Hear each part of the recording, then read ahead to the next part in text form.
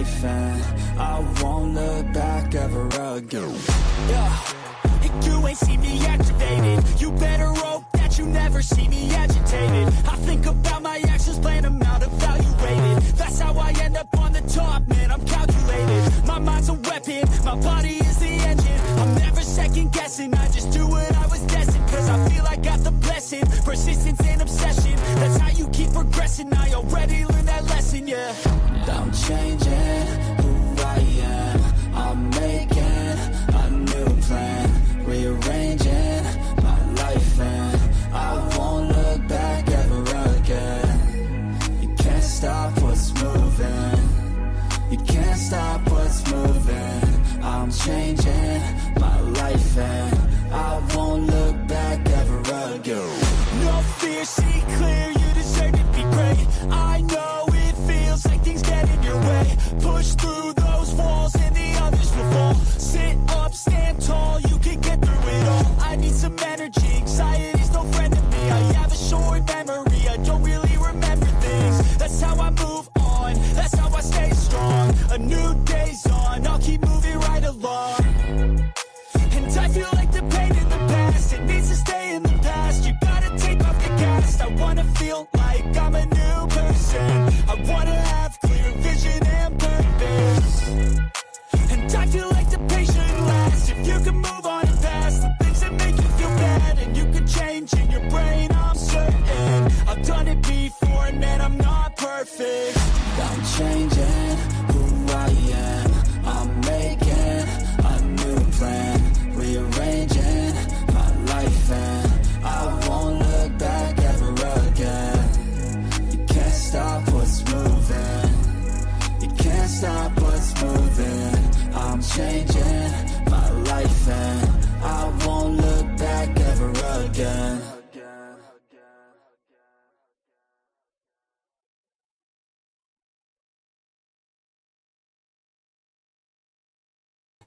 What it do, what it do, this your boy Gangstacap. You already know what time it is. Saturday motherfucking morning. I got the lowdown for the lowdown, and this is where it go down.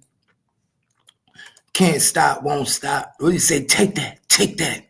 Like Diddy, man, take that. I took that Chinese food last night real good. You know, that video had fucking 3,000 views. Niggas, 3,000 views just on some fucking food. That's crazy. That's crazy, y'all. So they say in the case with Jay-Z involving the 13-year-old girl was voluntarily dismissed by attorney Busby against Bad Boy Entertainment. But that's not technically 100% true, y'all. It's not technically 100% true. See, because what happened is, what they saying is one of Bad Boy's LLCs was actually took off. That's the only thing. Only one of Bad Boy's LLCs was actually released from the lawsuit because they basically saying that this person has nothing to do with the allegations with Jay-Z and your boy PD, man. But that's crazy how the media was switching up on you quicker than the motherfucker, boy. The media was switching up quicker, boy, because they got the whole, everybody thinking Jay-Z lawsuit dropped now. Jay-Z lawsuit dropped? Oh, that went feel good. Jay-Z lawsuit dropped, y'all? Nah, that shit ain't dropped. Ain't shit dropped. Don't even lie to these people like that. Don't even lie to these people like that. Why you lying? Ain't shit been dropped. Shit still going on as motherfucking planned. If anything, the only happy person should be happy right now is your boy P. Diddy, because one of his LLCs come off of it. But other than that, niggas still facing charges, nigga. You still facing them charges. I don't see why a nigga just won't pay it. Sometimes the backlash is worse than the payment. Pay that little 40 million, 30 million, get it over with, man. Huh? Yeah, just drop that little $40 million bag and let it go. He worth $1 billion. I don't give a fuck. I don't care. I'm not dropping no $40 million bag on nobody. Nigga, it was blood, sweat, and tears to get up here to get. What if he really did it though? Listen, I'm. Let me tell you, I'm an advocate for everybody coming out and being able to live in their truth. I don't like the propaganda and the games around it. For me, it starts to loses the true value of being assaulted, and loses the true value of what it truly means to be a child, a young woman. You get what I'm saying? Because this is an industry where women are taken advantage of, point blank, period.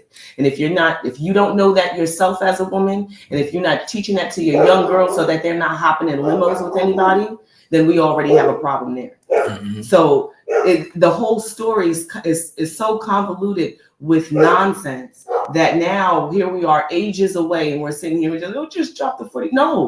No, this is just like he says this needs to be 100% fucking valid.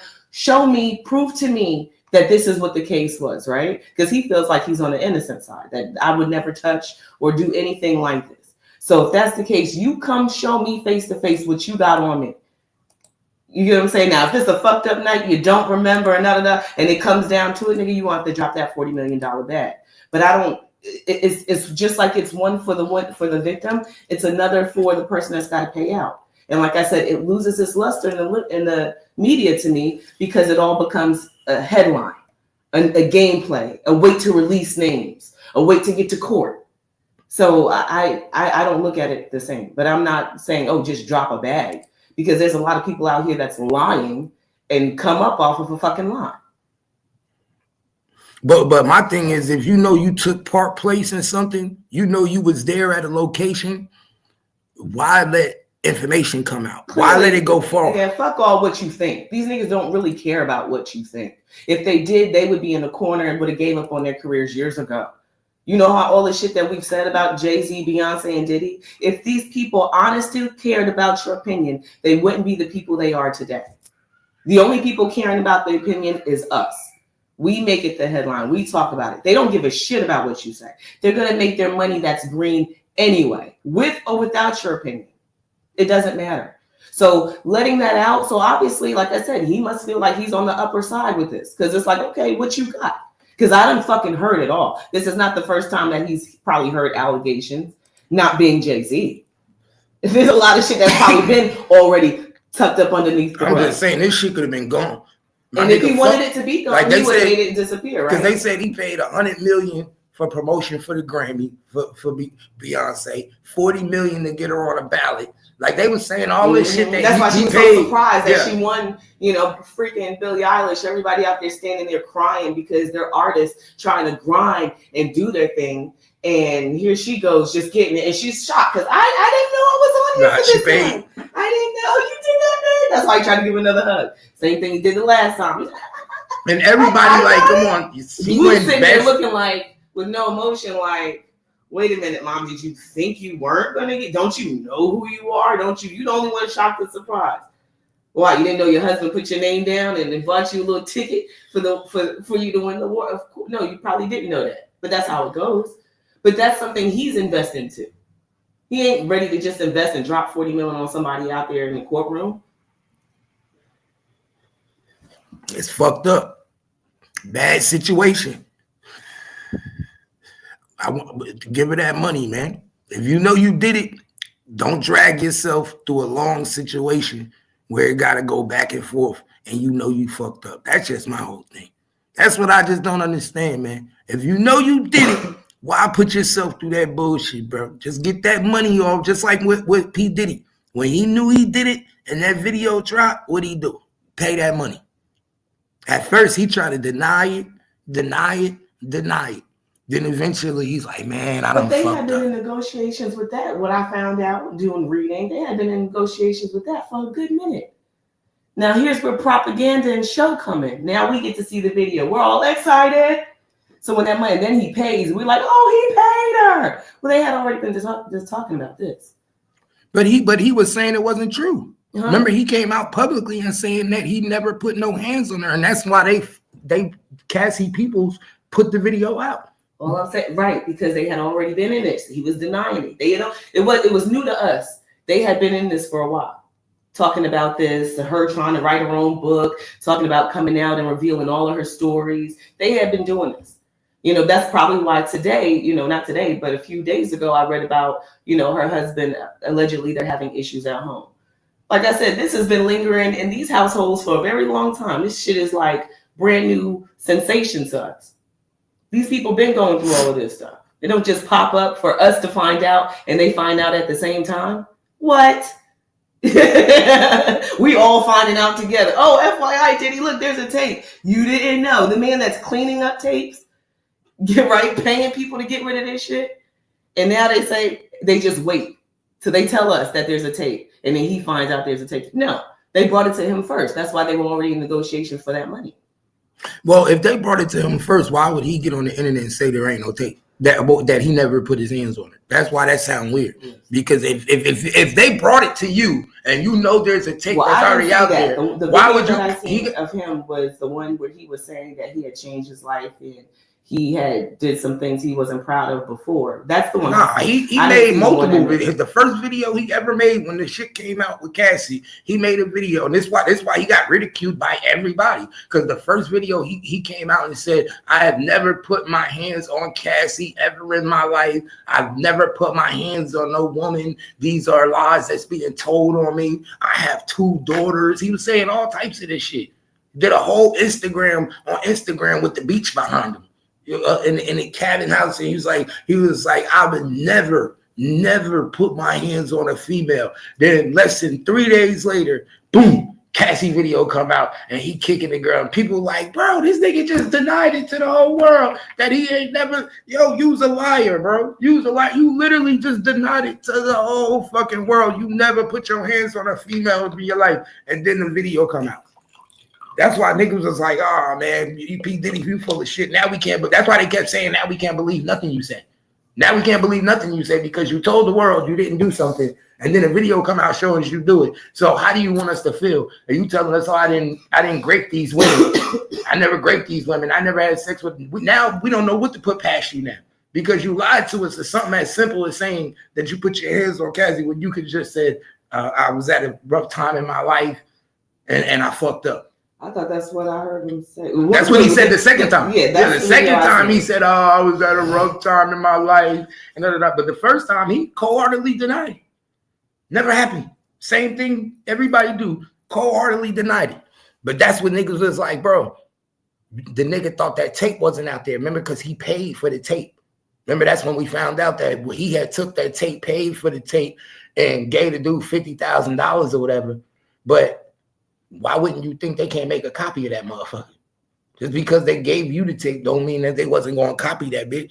Everything is nowadays, all these shits is put in systems and you got backups, data systems, you know what I'm saying? And that's what these niggas don't be knowing. But yeah, it's a fucked up situation.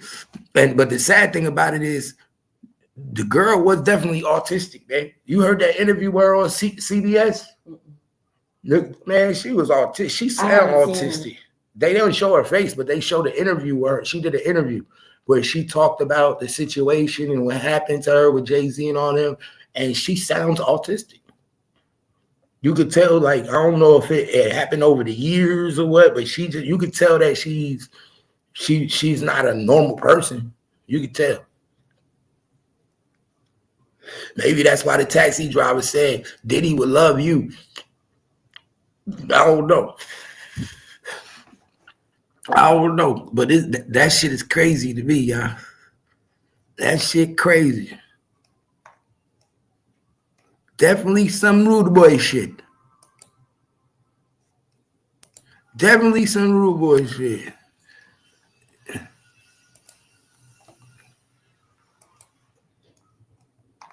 That's fucked up, though.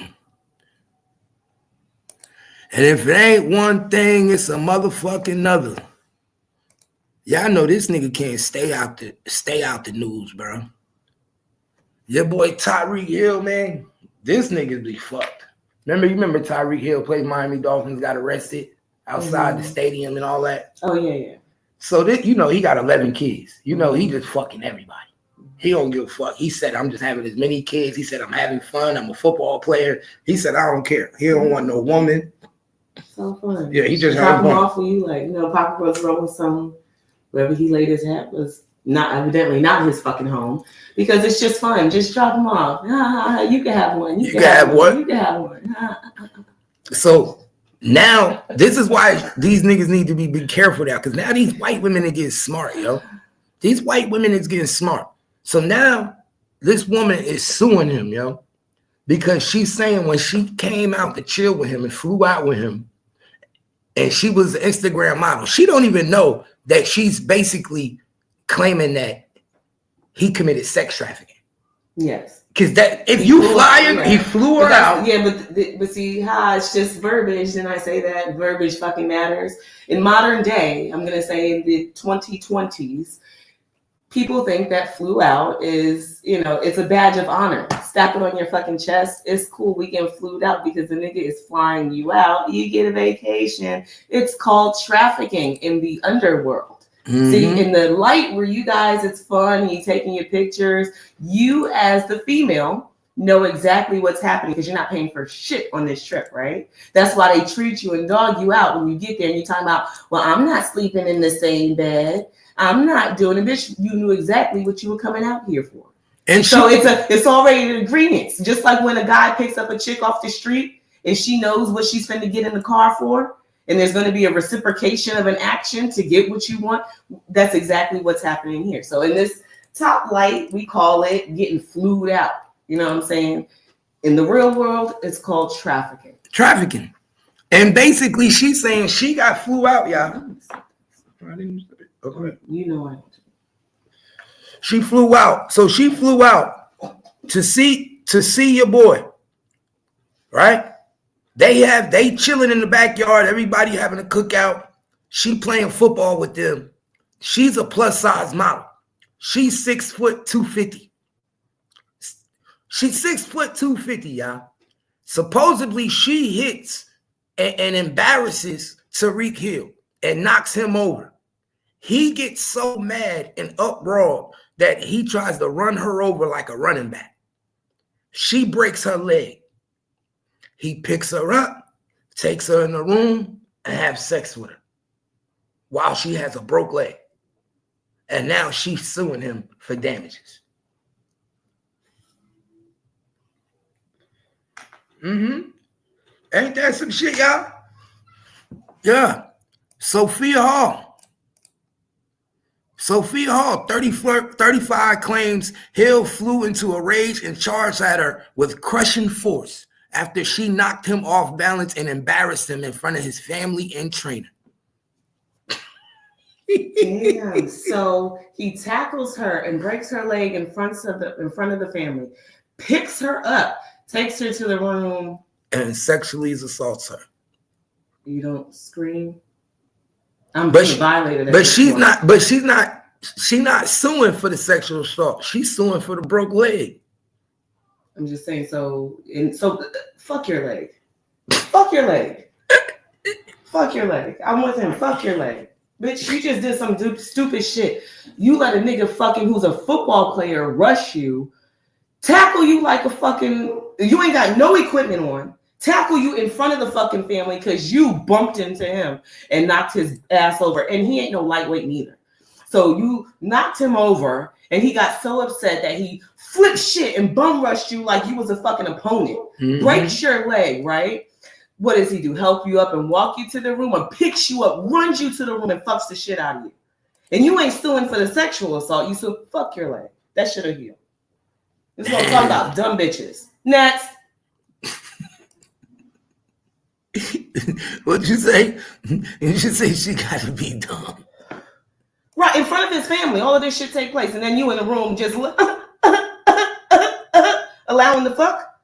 Mm-hmm. Nigga, I'm screaming, I'm tearing this bitch up. The cops is gonna have to come. Family gonna have to stop me. We all going out today. And you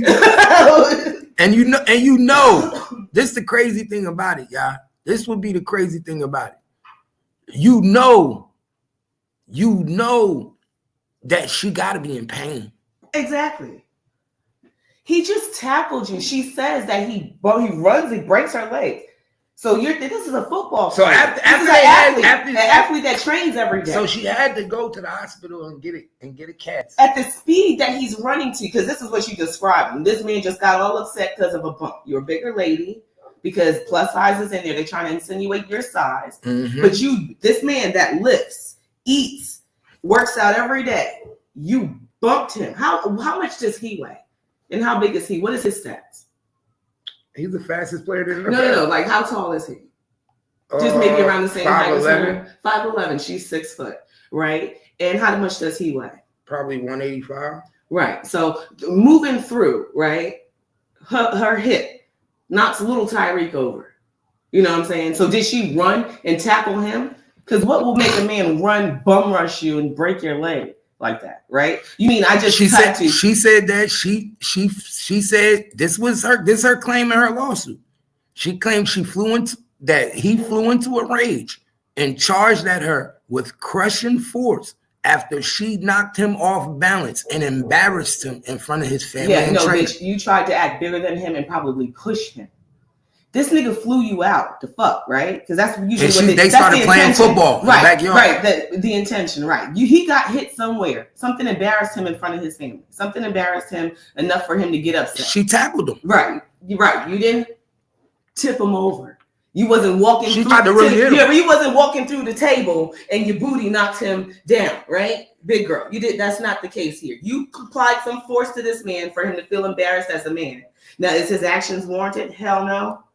Now he rushes you like bitch, you playing ball. You bigger than me. Playing ball, right? No, you out here probably doing exactly. It's a physical activity because like I said, I don't think she was holding the plate and knocked him over on the way to the table. No, you guys are out there doing something that caused the man to be embarrassed. You're the lady that he flew out here. You ain't being too ladyish, and you're probably a little bit bigger than he is. So now you out here probably playing Bronco. So he played Bronco, which you broke your fucking leg. I don't know about you. Now you probably want to play lady then, as he probably got you over to the bed. And she's fucking hurt, right? But that's why you take the sex. Because ain't nobody screaming. In sexual assault, women are in a panic. They're scared. Something, either if it doesn't take place during the action, something happens after. They want to leave. Something starts to feel weird. Now all of a sudden you back home and you say, you know what? Fuck you. You need to pay for my leg. There's so much wrong with this. Fuck the leg. Let that shit heal. So much wrong with this. And we just worried about the leg.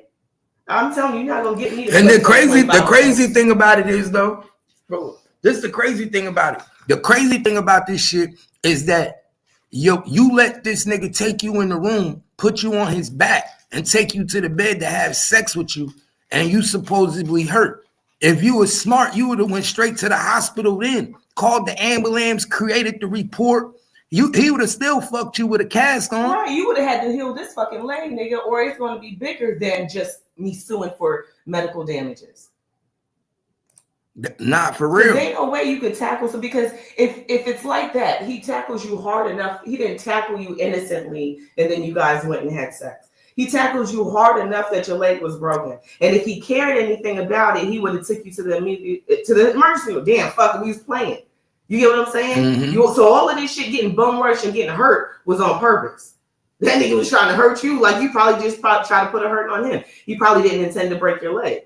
But the fuck was he came with some force, like you came with him. Like, hold up, you ain't playing, huh? Right. Let me show you something real quick. I am the NFL player, and you not. And in the process of this, she gets injured and her leg is broken. But she chose sexual needs over health needs. Right. Hold on, nigga. Don't touch me. Because the family, everybody out here, that the same people you was embarrassed in front of, this shit's broken. You heard? We ain't going nowhere but to the emergency room. We'll be back. But you let him pick you up or hobble you away to the room, away from his family, and then you take the sex and leave the broken leg. Now all of a sudden you want to sue him for the broken leg. Nigga, you fucked and sealed the deal. That shit's paid for. You fucked up. Nah, for real. That's kind of crazy though. What it do? Musa, what up? Yeah, that shit kind of crazy to me though. Crazy is right. That shit kind of crazy to me. And the crazy thing about this shit is like, What make you start caring about your health now? All of a sudden, like because this shit probably happened months ago. The motherfuckers don't decide to sue to after the relationship over with. Nigga don't want to give you no more money. Don't want to fly you out the fuck no more. And that's usually what's probably happening here. He probably ain't fucking with her. She's damaged goods. And then she's like, well, you need to pay for my leg. He said, bitch, I flew you out, wined and dined you. You broke that shit. Goodbye. And now she's like, somebody got to pay for this. You got medical bills. Man, them medical bills been paid. He probably paid for the medical bills already. Right, because I don't see you getting fucked and not getting your medical bills. Yeah, she just want pain and suffering. Sorry. Now that he not fucking with her, all of a sudden now he wants some type of pain and suffering. Oh, she does. Yeah, she do. Yeah. Because you're not like 1 + 1 = 2. You ain't suing a nigga that you still fucking with. No.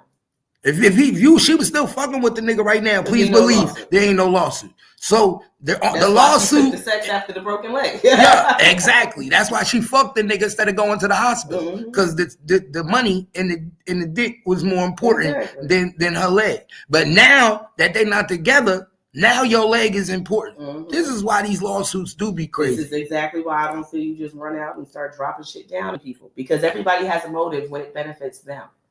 Yeah, these lawsuits be crazy as hell for this particular reason. Lena, what it do? It be crazy for these particular reasons, because it should be sounding so unethical. Like what? Like you fuck this nigga. You right. So my you nigga. Got a question. I mean, we can sue for anything. When you break your leg though, that's serious pain. You gonna feel that shit instantly. That shit ain't gonna come later. Nigga, you ain't gonna be able to move that bitch now.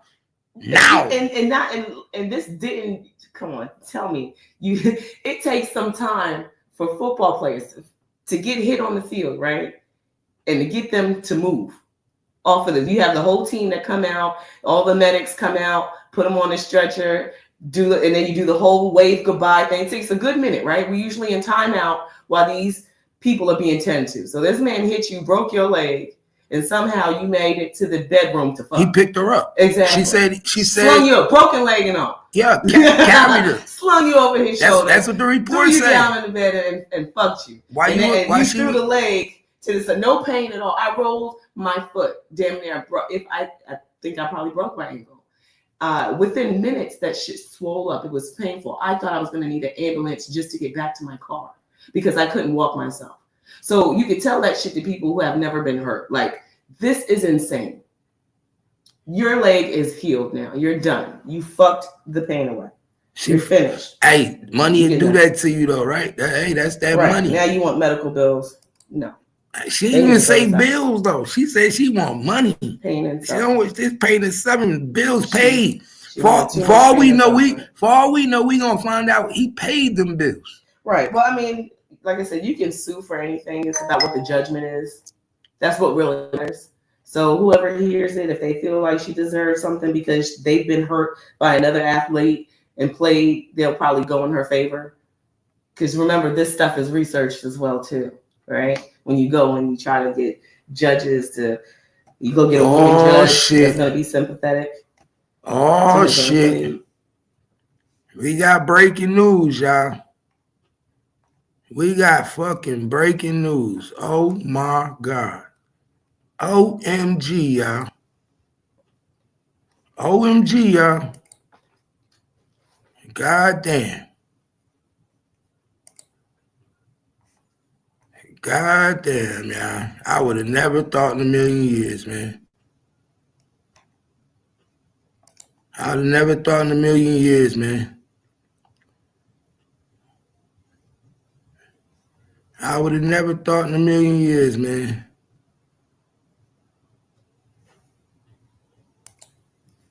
We got breaking news, y'all.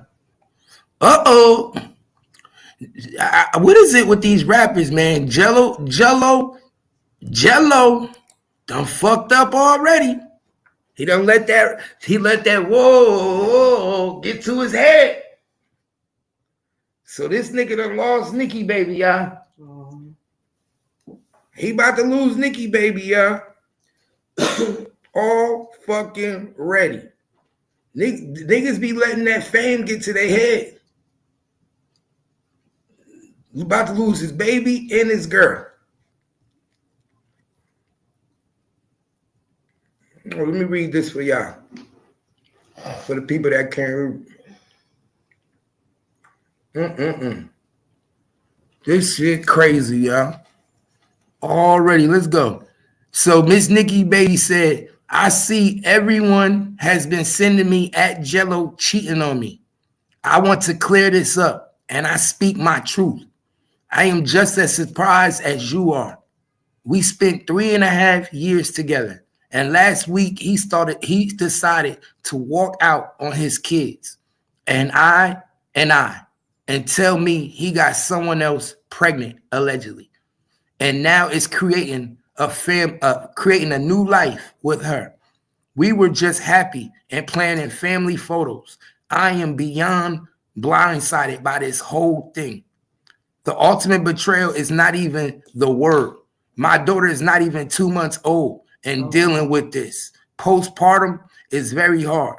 Please pray for me and my healing because I will get through this. I have to be strong for my kids, but I have absolutely no words. Karma is real, and God don't like ugly. I hope it was worth losing his family. Wow. Wow. Wow. Gelo. Bro, you see this?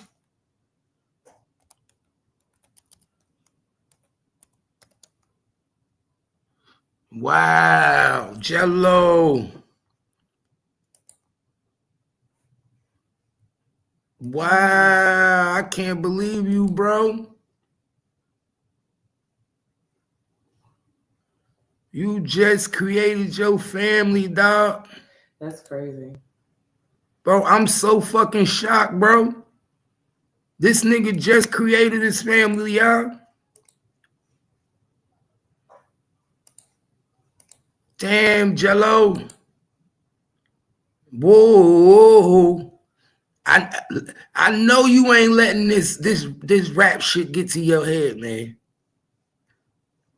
You about to lose what you created for an outside chick that might not even stand up and be thorough, my nigga, all because she, man, this shit crazy, y'all. This shit crazy. You can't make this up. You can't make this shit up, y'all. You can't make this shit up. What you think about this shit, Kimmy?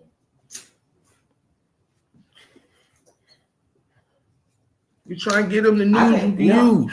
I think he fucked up. In my opinion, he fucked up. He fucked up bad. You were trying to create a family.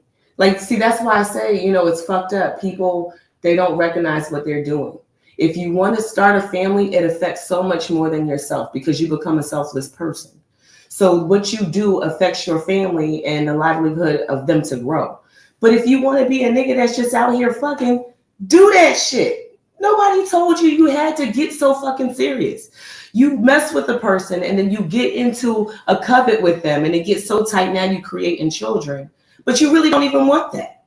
Because if you wanted that, you would caress that. You would love it. You would honor it, right? Your outlook would be different because that's what you're ready for. You're not really ready for that. So stay with the hoes and just fuck them. I don't know why these niggas, I don't understand.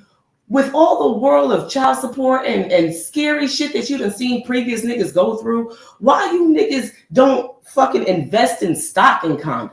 How come y'all not looking for male birth control? Because niggas get fucked the worst out of this.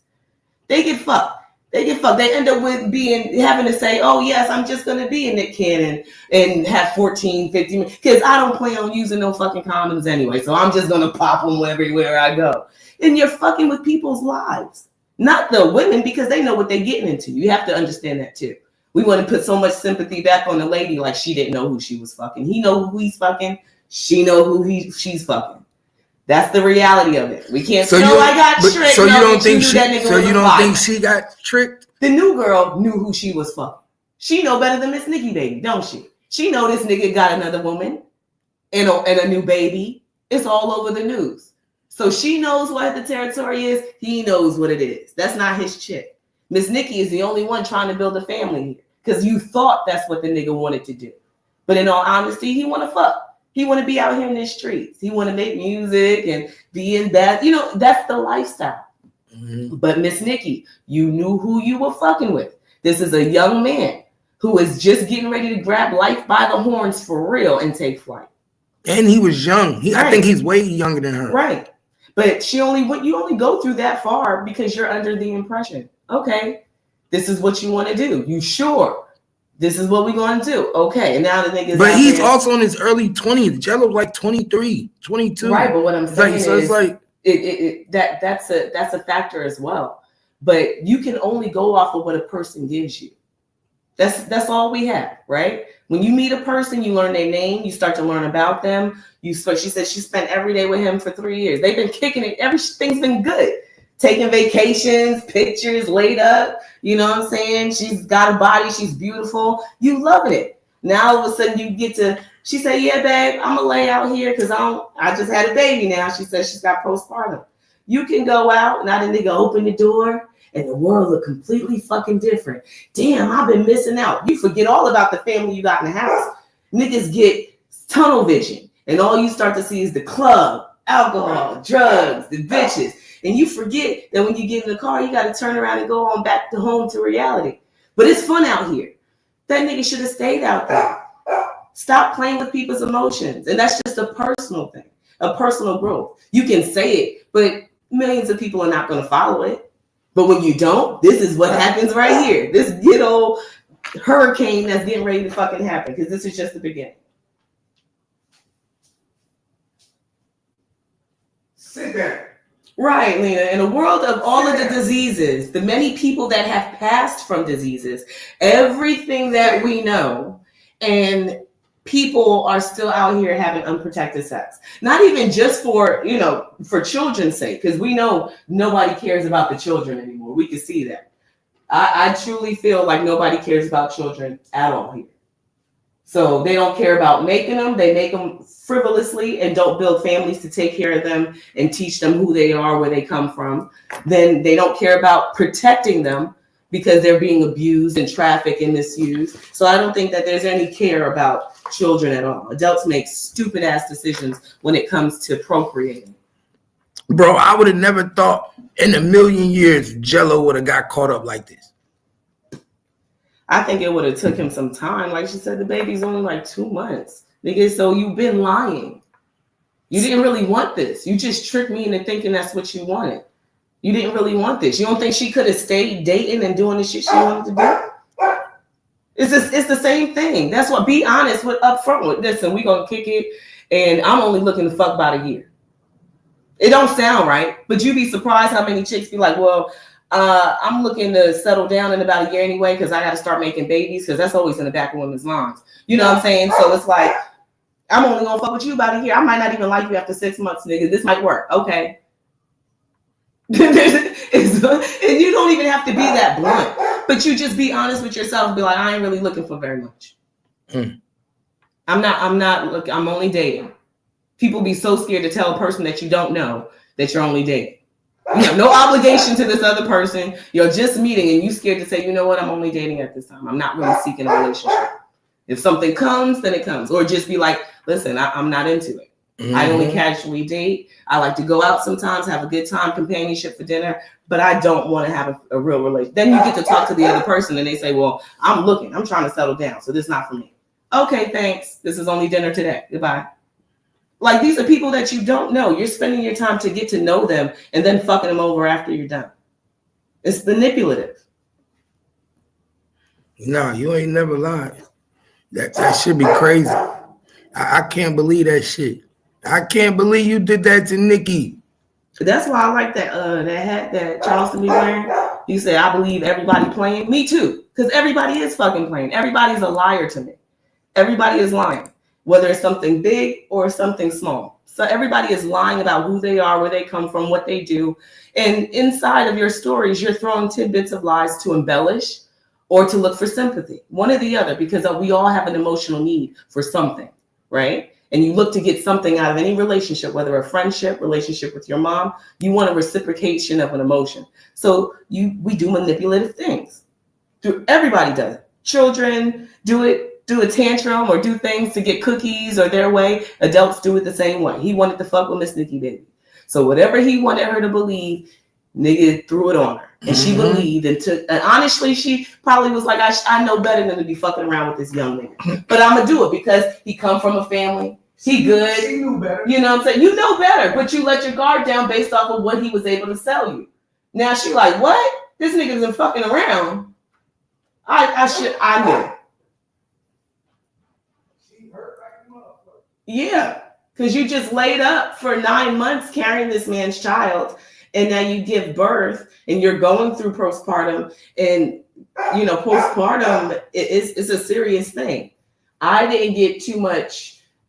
When I was having children, we didn't really talk about postpartum because it was just something you really got over. Everybody before you has had some type of emotional changes and feelings, but then it wasn't so open as to be like, hey, it's a real diagnosis and women are going through it.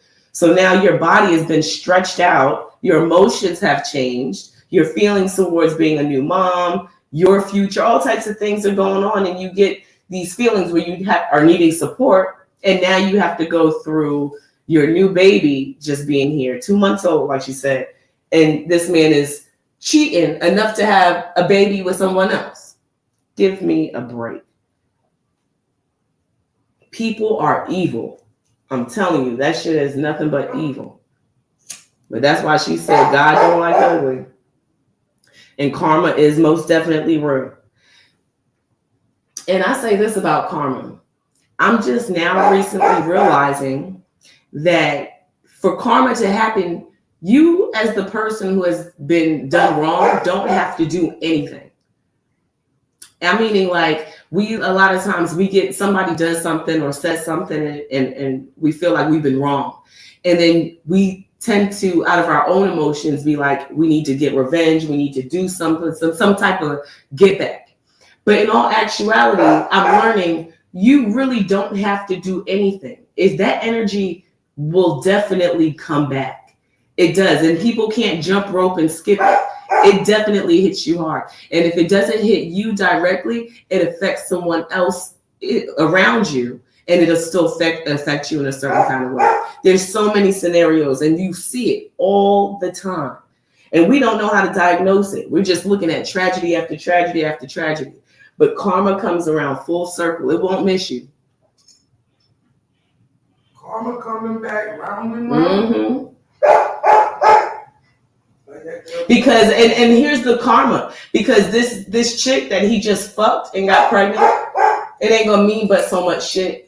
She be the one to take you for everything you fucking got. She is gonna be the one. Oh, exactly. So the woman that was loving on you, caring and wanted to build. Remember, his dad even said it. Miss Nikki got her own. Right. So it's not like she needed you, shit. But she was willing to be with you. But listen, that's why he ended up going out and getting something else. You want to know why? Because it's better when you feel needed.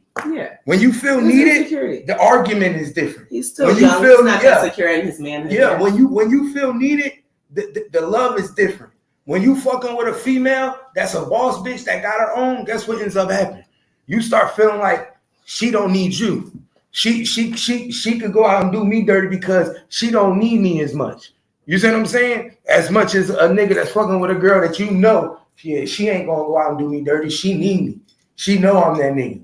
She know I'm Gelo. Miss Nikki Babby look at him and look at herself as the same high stature, nigga. She said, we spent 3.5 years together, and last week he decides to walk in. Remind you, the baby's 2 months old. He walks in. He didn't just disappear. He walks in. Decides to walk out on his kid. So and he tells her that he's having a baby with someone else, and he's building a new life with her. Thank you. He's building a new life with her. Nigga, so you're leaving me after 3.5 years with the 2-month-old, and you're building a new life with her. That means you must have already had it. You was already with her. No, you were just talking about ego. You didn't have to be with her. You didn't have to be with her. You could have been with her for fucking 5 weeks. It doesn't matter. The fact that I've been with you for this amount of time, we just had our baby, we should be wallowing in bliss. It's a beautiful thing. Like, everybody loves to be creating home and it going in a good way. He walked in and said, I'm leaving you and I'm going with her. She's having a baby. Nigga, you hate me. Yeah. You hate me. I just gave birth to a baby 2 months ago. You hate me. Got to. You gotta fucking hate me. And you had to have hated me within the 3.5 fucking years. To do me like that. So I'm leaving you and I'm building that. Damn, babe, I was out there and I fucked up and I had a baby. You know what I'm saying? And this is what it is. I'm leaving you and I'm going over there to build. Nigga, she right. Karma gonna bite your ass real hard. You're gonna get something that probably you could have avoided. Because that was probably a blessing to keep you from out there. To keep you from being baby daddies to other fucking kids. If you did it right. You know, they said, I saw something last week and I'm starting to believe it's true. They said you always believe like when you believe that things are, they was talking about it's one of those spiritual aspects. Things that you feel are challenges, you blame it on the devil. Damn, I'm going through this because of the devil, right? And you never insinuate or think that maybe it's from God. God is training you, getting ready to put you through boot camp for something on the other side. What the devil gives you is so much easier. It's so much easier. That's your ego, right? Mm-hmm. So much easier was to go out and fuck another chick. Now she's pregnant. You're going to go over there. Why? Because you could be big dog over there. It was so much harder for you to do what your dad did and stay down and created a family and did right? Mm-hmm. That's hard. That's hard. Why? Because you're in an industry that shows you it's so much easier to be that nigga when you out there in the streets. So now something that could have prevented you from being baby daddy and accumulating these children that your riches are going to have to take care for, or they're going to come back later and say you was never around and you was never happy the father that you should have been. Because you got the daddy. Your daddy was in your life. We seen it on TV. He was there. He even healed your mother. That's the crazy. We've seen this. So you can't say that you came from a fatherless household and you don't know how to That's why I said on the show. It was so much easier for you to do right by your new child, Miss Nikki. You took the devil's bait and said, I'm going to go out there. You will be fucked. She's not lying. You will be fucked because you took the bait. It was easier for you to see that. It was fun out there. Well, fun out there gets you all of that. That'd be crazy. In a world where you could have been right to your family, you chose not to be. That nigga didn't make 2 months. 2 months. He gonna get it. 2 months. He said, I gotta take care of this baby over here. Right. You good over there. I'm gonna go. That's fucked up in itself. You probably this one need me more than you. All right, Karma gonna get you, my nigga. Ain't that what you will? They show will. You got your own bag. They show will. Nikki, you got your own bag. Nikki, this baby need me. Mm-hmm. If she gonna get me for child support, you ain't. Show will. So I gotta go save this bag. Mm-hmm. Damn. But she should have knew something was up, though. He didn't marry her. It's not like he married her. Very true. Before they had very true. Like I said, you know the arrangement you're getting into because you niggas is talking. 3.5 years is enough time to have conversation about what we're gonna do with our future. And I'm damn sure not giving no niggas babies that I just can't build with. And you know that. So you know your nigga. You mean say you've been with that nigga 3.5 years and you ain't get married, but y'all just had a baby. All right. At 3.5 years, we should have been talking about a wedding. And he ain't married already. Right. We should have been talking about a wedding. I feel like that's enough time. That's more than a year, and 3.5 years going on. That's more than enough time to say we're adults. What is the motive here? Are we just dating or what? Like we're adults. We're not coming out of high school. We're not children. We're adults. Whether he's 20 something and she's whatever. And it's always two sides to a story. Exactly. He might say she knew what it was. He might say she never wanted to get married. He might want to say I wanted to get married. She didn't. They know better than we do, right? Because they already discussed it. She knew who she was messing with. She engaged, got pregnant. You knew this nigga was young and foolish. What are you watching? You lurking. Because you bought her that long chain so she can move around. She can run enough for the backyard. They have a longer one. But if that's the case, she'd be standing. She be lurking hard. She would be in their backyard. This shit crazy though. I ain't gonna lie. It's some crazy shit, man. I'm surprised how it go down like that. It's kind of fucked up, but that's how it be sometimes, man. That's exactly how it be. It don't be no news story. That's how. Nah, that's shocking though. I didn't think you was gonna get the Gelo story yet. The Gelo and Nikki story. I was like, I'm celebrity world. It's something new every day in celebrity world, my nigga. Every day is something new for somebody. It's something. Don't have. You know what I thought about the other day? I was cracking up because I remember that day Shark was going off on the secret. And he was yelling at her about telling her since she's an old hoe, basically to teach new hoes so that they can be rehab. And I was agreeing with her. She was getting mad trying to be upstanding and shit. But like, bitch, let me remind myself. And it was because the old clips of Love and Hip Hop was up coming through the thing. And the same thing for Making the Band. That's going off. But to go back to this one, she hurried up and jumped on Fetty Wap. He was a new artist. Immediately. We had heard him and then immediately they was on Love and Hip Hop. She was pregnant by him. Then Alexa Sky turned around and had a baby by him. Damn, both. Then so then the crazy thing about this is you jump on a new rapper's dick and just come out, right? Just get his little bag and you be immediately ready to get pregnant by a rapper because you fucking with him with the. We know the jobs out here. Let's act like we know. We know what you out here fucking the rappers for, right? But you get him so brand new that the nigga has really been in jail more times than he's been out here making music. It's music for old. But that's what I'm saying. That's how quick these chicks be to run after a nigga who immediately get the bag. One song. They have their intentions already. And then they meet these niggas, jump on and get pregnant, and the niggas are no fucking body. And now you got a has-been rapper baby daddy that can't take care of your kids. You thought you was about to bag up. That's locked up. But exactly. But that's how fast these chicks do it. That's how fast this chick just did it to Mello. His baby's only 2 months. Her motives are clear. This Nikki baby is probably like, damn, I couldn't even get a year out of this nigga. The baby's only 2 months old. You got a bitch pregnant quick. That's why I said my nigga, he had to be fucking with her because it take a minute. You don't just get a bitch pregnant that fast. No, you can't. And you ain't just leaving. Scrappy just was in a 4-way and got a bitch pregnant. Yeah, and that ain't even his baby.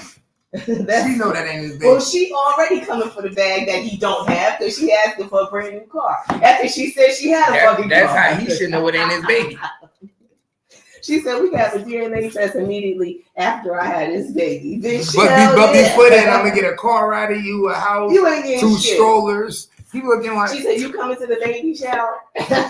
No, because then that mean I gotta buy something. He was there. He was there. Remember the pictures were released, and we were like, "Who the fuck is she?" We hadn't seen her on the show yet. This is the new episode. Man, this nigga's a fool. Exactly, but every woman that he's been with said he don't have no motherfucking money. Bambi was saying she was leaving up out of that rental house in debt because she was paying all the bills. So she had to continue to do showings. And he didn't watch the kids. So popping up at clubs and shit so she could get her bag, you don't watch the kids. So now she's doing it by herself. So she decided to leave. Shay said the same thing. Everything was in her name. Remember she said at the reunion on stage, we get everything out of my motherfucking name since she wanted to be back with Erica. Remember? He played that shit. Twice. He should have stayed with Shay. Shay doing good now. Shay is good. Shay on a radio. She got a radio show. I didn't know she had a radio show. Yeah, she got a radio show. She's still on Love and Hip Hop. Yeah, she got a new nigga too. She got a new nigga she married to. Yeah, well, yeah, it's all. Yeah, Shay doing her motherfucking thing. But all I'm saying is that these chicks be running out after niggas that really don't have shit. And then all you end up is with a rapper baby daddy. And then they have a bunch of kids before yours get here. So it's got to tell you how brilliant these women are. And it's not like you don't know because we all stay up on hip hop news. If you listening to the music, you're listening to what happens day to day in these people's lives. So you know that this is his 12th fucking kid. And he already ain't have shit. He already been posting pictures on planes that don't belong to him. They already said he done filed bankrupt, and here you come with your stupid ass fucking these rappers and ain't got shit. You better learn how to go get some oil tycoons, read the fucking Wall Street Journal, and find some niggas with real fucking wealth. You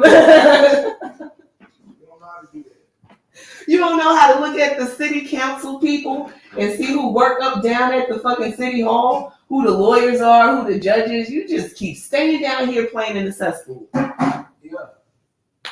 Jesus.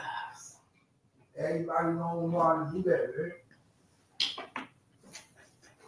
No, you can, because you dress up and put lashes and wigs on and get real pretty to go look at the nigga who ain't got shit and he's standing on the corner sweaty and fucking dirty. After you done did all that work to put your wig together and your lashes and get your nails done, your hair done, you couldn't walk somewhere else, go to another city to go to fucking Target.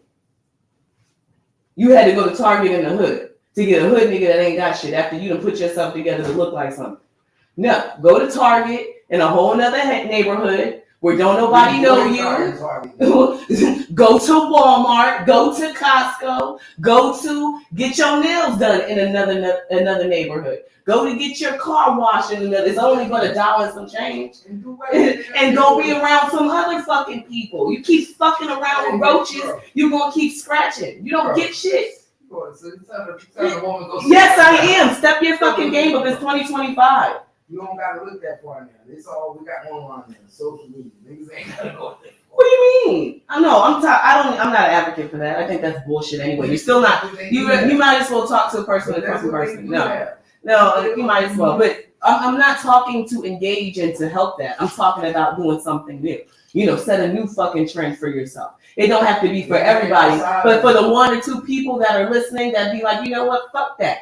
I keep going to the Chicken Express down the street when I could be going over to the other side of town and I could probably meet me a new nigga. So it don't matter. Just like how you talk and it only touches a few people, it'll resonate and somebody get dressed the fuck up today and go sit in a coffee shop somewhere else as opposed to going through Dunkin' Donuts to get it. Switch your shit up. It's okay. And since ladies, I feel like ladies are divine anyway, that we have an energy that just can't be discussed. So I don't know why women don't use that advantage to make it their advantage. Everybody on that advantage. What? Everybody on that advantage. No. In a world where you can build who the fuck you are, yeah, you do have that advantage. In a world where you can, like you just said, social media, in a world where you can lie about who you are, yeah, you can. People are lying and pretending to be their own fucking celebrities.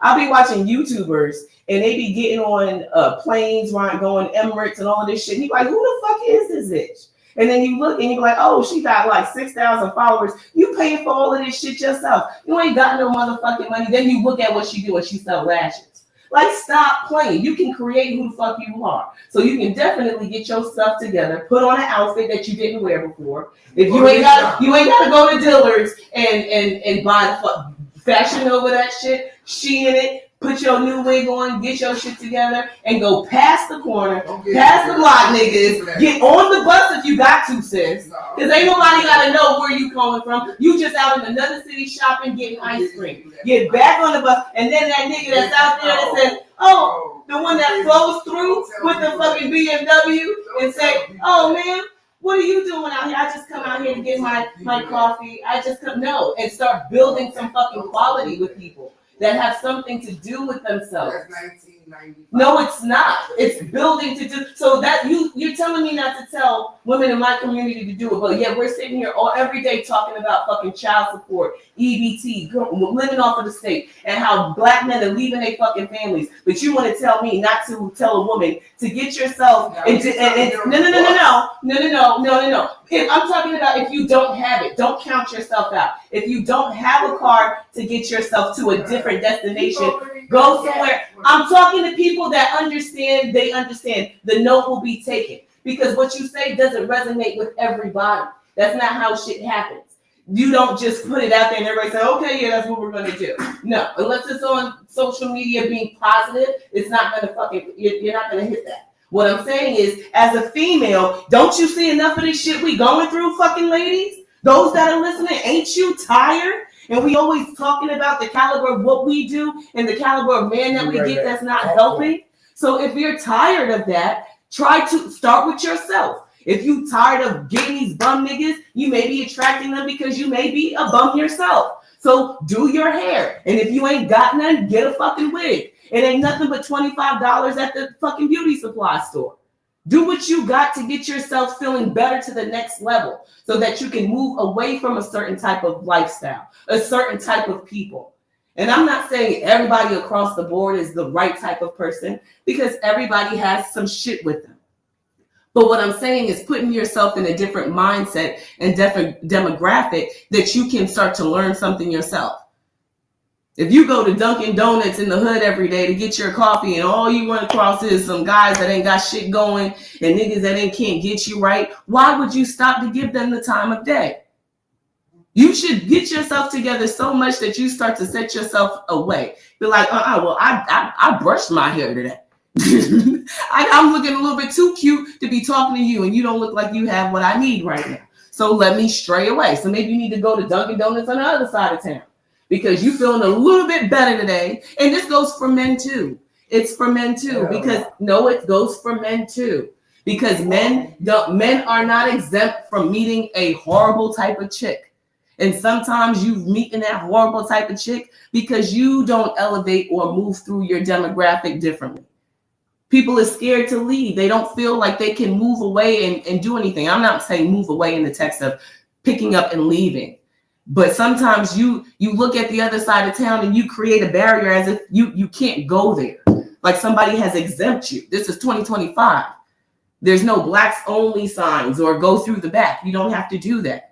So you can go to other places. And if you call it bougie, if you don't want to go to Walmart, go to Sprouts a little further on the other side. You may meet some people. You may start doing all of these things that go on in cities. Like I know Dallas, for example, I don't really see too much in Fort Worth, but there's always things going on. It's like a tequila run or Taco Tuesday thing. It's so many other ways to be around folks and get yourself out of a level that'll help change your mindset, and it'll benefit you because you start to eat differently, you act differently, you live your life differently. If you're sick of the same old shit that we keep talking about in here, you got to change yourself. So whether man or female, you got to figure it out. But you have to figure out saying, I'm going to do a little bit differently. And we all don't have money to go out there and get $5,000 maintenance where we could wear high value stuff and get hair done. There's women out there that can't afford it. They already struggling. They got a bunch of kids. They ready for a new life. Then dress yourself up with that beauty supply shit and get you a Shein dress and hit the streets. Go to a restaurant somewhere else. You might see somebody that values you way more than what you're valuing yourself, and help you build your self-esteem. The same thing for the man. That's the problem. Nobody wants to take self-responsibility. Miss Nikki Babby knew damn well who she was getting with. So she got to take self-responsibility because she was sleeping with the guy. In 3.5 years, you were damn sure talking to the nigga.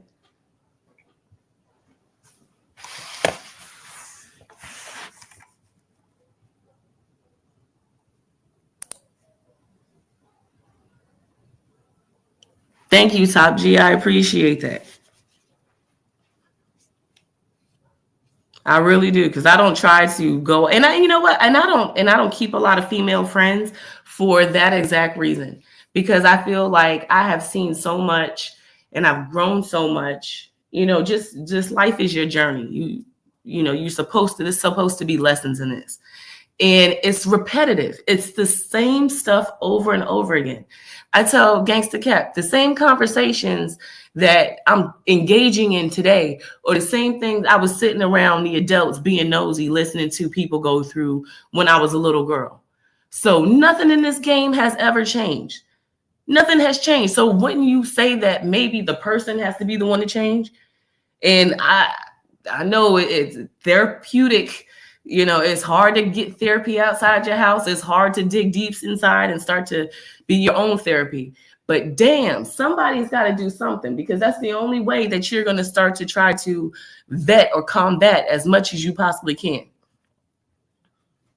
And I'm a big believer in putting yourself in different positions, in different places and meeting new people. And if you look, because listen, at this point in my life, and maybe I was younger, and I'm from Newark, New Jersey. So you see a lot of hood niggas there all the time. You grow up with that. That's where those are everybody's first baby daddies, those same dudes. But at this point, I was a child then. I was young-minded. I was in that element, but I'm an adult now and I got real fucking bills and I got kids to take care of and they expensive. And for some reason, I had it backwards. I thought my kids are all back to back. That was so easy to me. And I know it's hard for a lot of people, but that was so easy to me because I love them being small. I colored with them. We did activities. It was easy to entertain little kids. Now is the hardest. They all got different personalities. They all require something real expensive, and it's going to college, proms, decorating, just sneakers, makeup, hair, haircuts, just everything is expensive. I could not imagine going at this point in my life, having to raise kids and going to a nigga that I see ain't got shit and saying, I want to have a child with you. You got me all the way fucked up. I see you every day out here not doing real shit. You still with your mama. You got a hoopty and you just fucking up. And I want you to be my baby daddy. I can't. I didn't even think that way when I was younger. Shit, gangstacap was always about his business. We've never been broke. He don't lie. The pictures will prove it. I take pictures for everything. He got them all over his social media. We always drove a foreign. We always lived in houses, big houses as that. We always entertained and did for family. We always owned everything we had. It took us to become a lot older and get ready to buy a house to really establish credit because we felt like we didn't need it. We always had money in the bank. So anything we wanted, we purchased. So, I was able to transition with him through that because he had the same mindset. Me and him were able to look at each other and know what we wanted in our future. And we were young. We were young kids. We've been together since we were teenagers.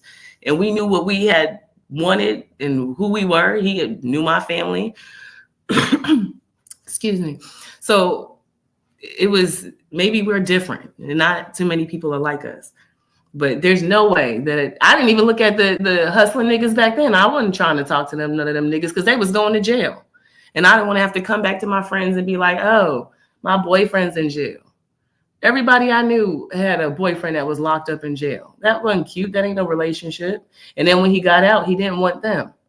So one thing I was as young, that's probably why me and gangstacap worked so good. I was observant. I watched how them chicks was getting done. And I didn't think that shit was cute. I didn't think it was cute. I was like, dang, you seeing chicks out there with babies and no guy. And they be complaining and they be upset. And then he got kids with other kids. And now y'all fighting and y'all ain't even know each other. And this nigga was a bum from jump. It's like, I can't. That's a life of turmoil and headache. I can't do it. So you would think these grown women out here today that have had time, who are probably children of this bullshit, out here doing it, it's crazy to me. Fucking insane. Grown adults with this.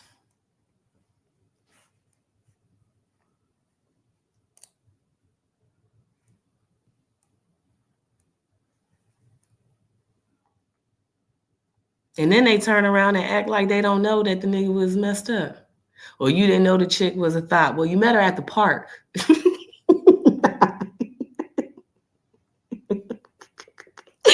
If you at the park, right? Every time you at the park, this is for the guys. Every time you at the park and you playing basketball with the fellas and y'all just out there chilling a little bit because it's your time off, right? Because you just got out of work, you're trying to release some stress and get some physical activity in, right? And you meet up with the fellas. And shorty always at the park. And she always just sitting around there. She just conveniently there for you. Don't think you gonna wife this one. Don't think you're gonna wife this one. This one is just for fun. She's a bench bleeder. Is anybody at the park? Because I can't say I've been to the park any times in the past few years. But it used to be, if you in the right neighborhood, all the ballers was at the park. So she just hanging up at the park just to look cute. It ain't to watch you play basketball, homie. Stay away.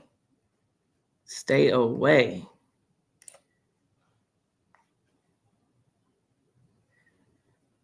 Sis, if he meets you at the corner store all the time, that's that nigga's place of employment.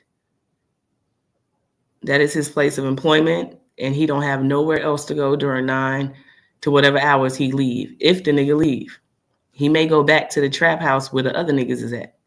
That's that nigga can't do for you. Leave him be. All you're gonna do is end up going down to the government, and then they're gonna give you some paperwork to fill out and tell you to wait for your card. And when shit don't go right,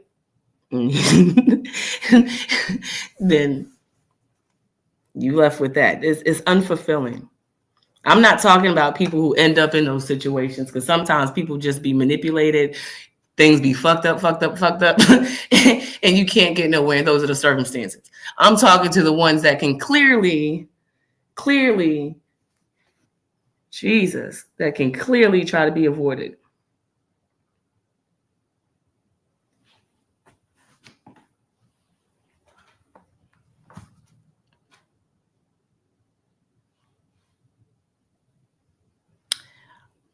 I think this is real funny.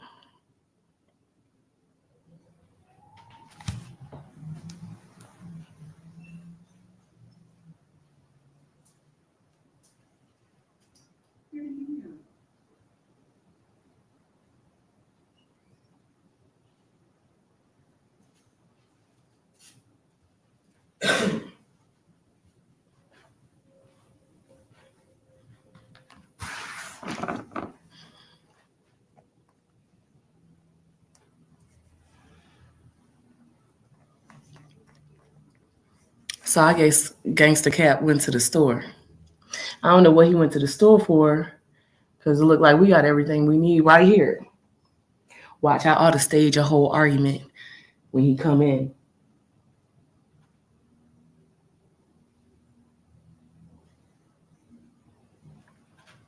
He said he wasn't going to drink no more, y'all. Guess that nigga was capping. We gonna see. Watch.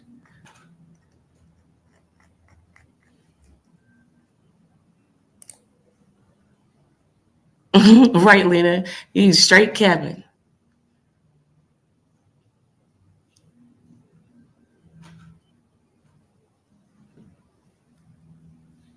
But he slowed down. He doesn't do it as much as it possibly looks like a lot, because he's put something in the glass and then shoots it back, but it's not a full shot.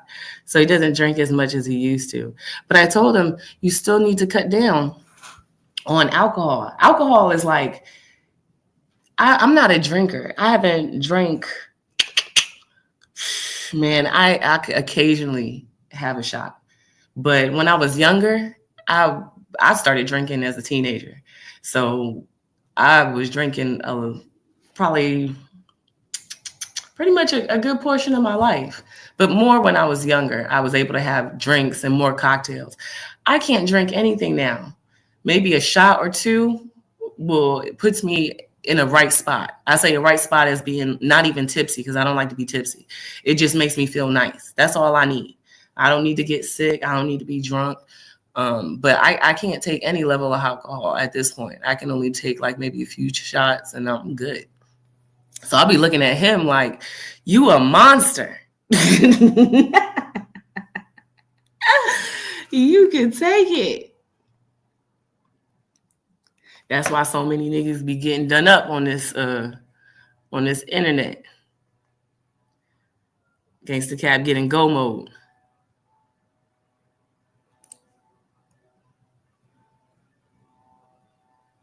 Yeah, Jay Dooley. Yeah, she told you to slow down, because, and it's not like people can't have a drink. You know what I'm saying? Everybody's gonna have a drink throughout your life, celebrate, or turn up because it's Thursday or Friday. The week's been good, but it's just that the older we get, our bodies change a lot, and that's the truth. It does. It changes, and it's not like, oh, you're saying, oh, you're gonna die, because we don't know what's gonna be the cause to take you out, but you still want to, make sure that you're doing everything you can to take care of your body. You don't want to be living here with issues that you could have helped prevent, as opposed to, just saying, fuck it. Maybe, just take it back a little bit and don't drink. Or maybe change the kind of liquor too. Because those people that drink dark liquor, I don't know how people do that. That stuff is like garbage water to me. You are a strong person if you can have more than I can't do a few sips of dark liquor. Dark liquor makes me angry. I get loud, and I already know the person. I know the person that I turn into when I drink dark liquor, and I'm one of those people. I get my Newark, New Jersey comes out. That chick that don't nobody ever get to see, she's on the block. She's out when I drink that. I'm a completely different person, and I feel like it transforms me. And so because that type of liquor does that, and I don't want to get into nothing, it'll save me from going to jail or getting into some shit. I don't drink none of that. I've always stayed with like vodka. Tequila is my favorite. I can drink a lot of tequila because that's an umper for me. But I don't drink it very often. But vodka is like, that's strong. That's like acid going down your throat. You got to cut that with a chaser or mixed drink. But the more you got to think, the more, if it tastes like that before you mix it, that's how it's got to go down your esophagus, sit down on your stomach, into your liver, your kidneys. It's like, it's doing work. So if you drinking often, your insides are taking a toll of this. If you put something on your tongue and it start to feel like it's sizzling, it's doing the same thing to your insides. If you smell the drink after you pour it into the cup and it make you do that face where you like, ooh, that's what you getting ready to put down in there.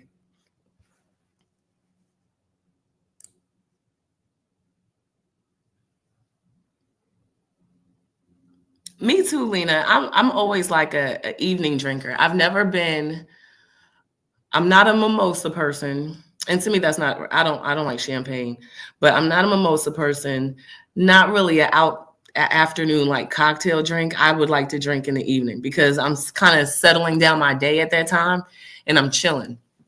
And I don't want to have to do anything else because I'm not a drinker and driver. I don't want to be out on the streets playing games with the cops, and I don't want nobody trying to hit me or I hit somebody. I'm not for that. I wouldn't be able to deal. But I like to be relaxed in the house when I'm ready to drink. And I got to be able to drive myself. So if we're out, because I like to drive. I have anxiety. So gangstacap will tell you, it's very rare that I let him drive because I have to drive. I have anxiety. It's hard for me to even teach my kids how to drive. I can't take the passenger seat. So I have to be able to drive myself. So I don't drink enough where I'm impaired. But I used to, on Fridays after work, I used to get I like Cabernet wine, Cabernet Sauvignon. And it's a bitter taste, but I would eat it I would drink it with like a platter, cheese and all of that type of stuff. And that would be my Friday evening chill. And we bought a bottle, I would say about 2 weeks ago. And that bottle sat and sat and sat. Gangstacap ended up drinking it, and once he opened it, then I had a few sips, but I don't even want that no more. I'm starting to feel like maybe I'm just too old for alcohol. I don't want to be off balance. I ain't trying to feel sick. I got stuff to do, so I ain't got no time to be feeling funny.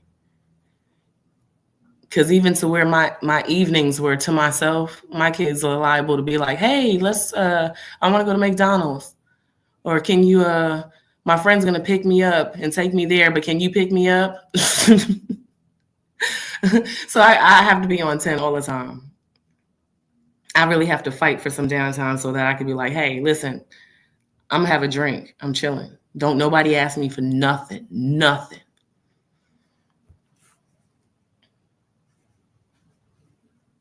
But yeah, you gotta take care of your body. We ain't no young spring chickens out here no more. And all the stuff we putting into our body is horrible nowadays, from the food to the alcohol. We just got to cut down on it. Because the worst thing is to be trying to live a full life and we got some other issues that we just could have took care of. And that's another thing too, Black people. Go to the doctor. Go to the doctor. It's okay. It's okay. I'm telling y'all because I just told myself. It's okay. I haven't been to the doctor in a minute and had a checkup. And I was thinking to myself, like, dang, I need to go this year and see this year. You know, I didn't say when, sometime this year.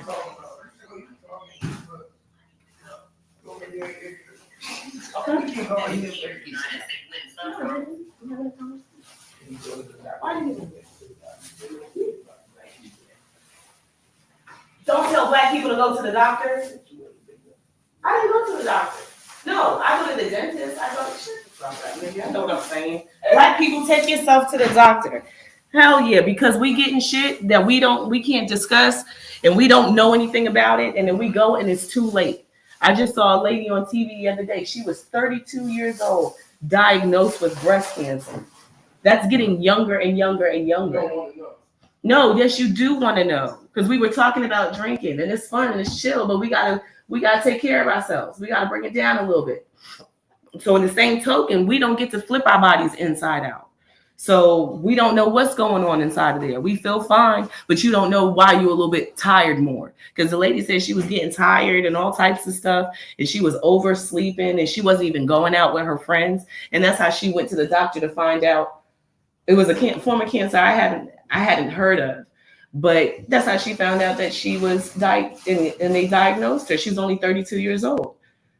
So we be up here shooting the shit all the time, smoking and drinking and chilling. Don't make sure you go into the doctor. I didn't go the last year. I go to the dentist and I go to my eye doctors all the time, of course. But I'll be like, oh, I got no time for a checkup. I'm fine. But what if you're not? You won't know until you go. And we are good in our community for not going. You don't find out till you get diagnosed as a diabetic, or until something's really wrong, and then now your whole life stops because you got to leave work for treatment. Shit, you better tell your people to take care of themselves. That's not personal business. You would advocate for love. That's what it is. You want them to support you, so they can't. If they're not here, they can't support you. If people don't take care of themselves, there's no you, there's no channel. So you teach them to love themselves so that they can come back and love on you. That's support, y'all.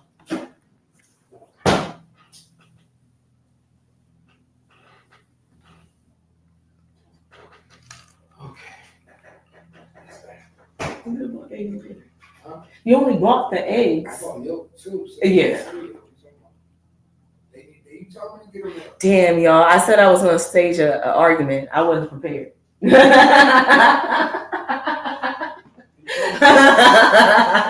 was going to give him something good to report. You know, everybody like, something I'm giving you. Come on. Like I said, if the cameras are rolling, it's given to you. It's provided by producer. It's provided by producer. Strike you for what? Getting in trouble?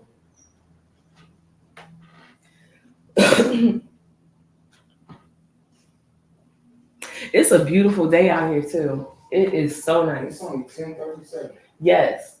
I thought it's supposed to be 81 degrees today. It is early. But did it rain yesterday? No. I gotta go to the grocery store. I bet you do. I don't need much though.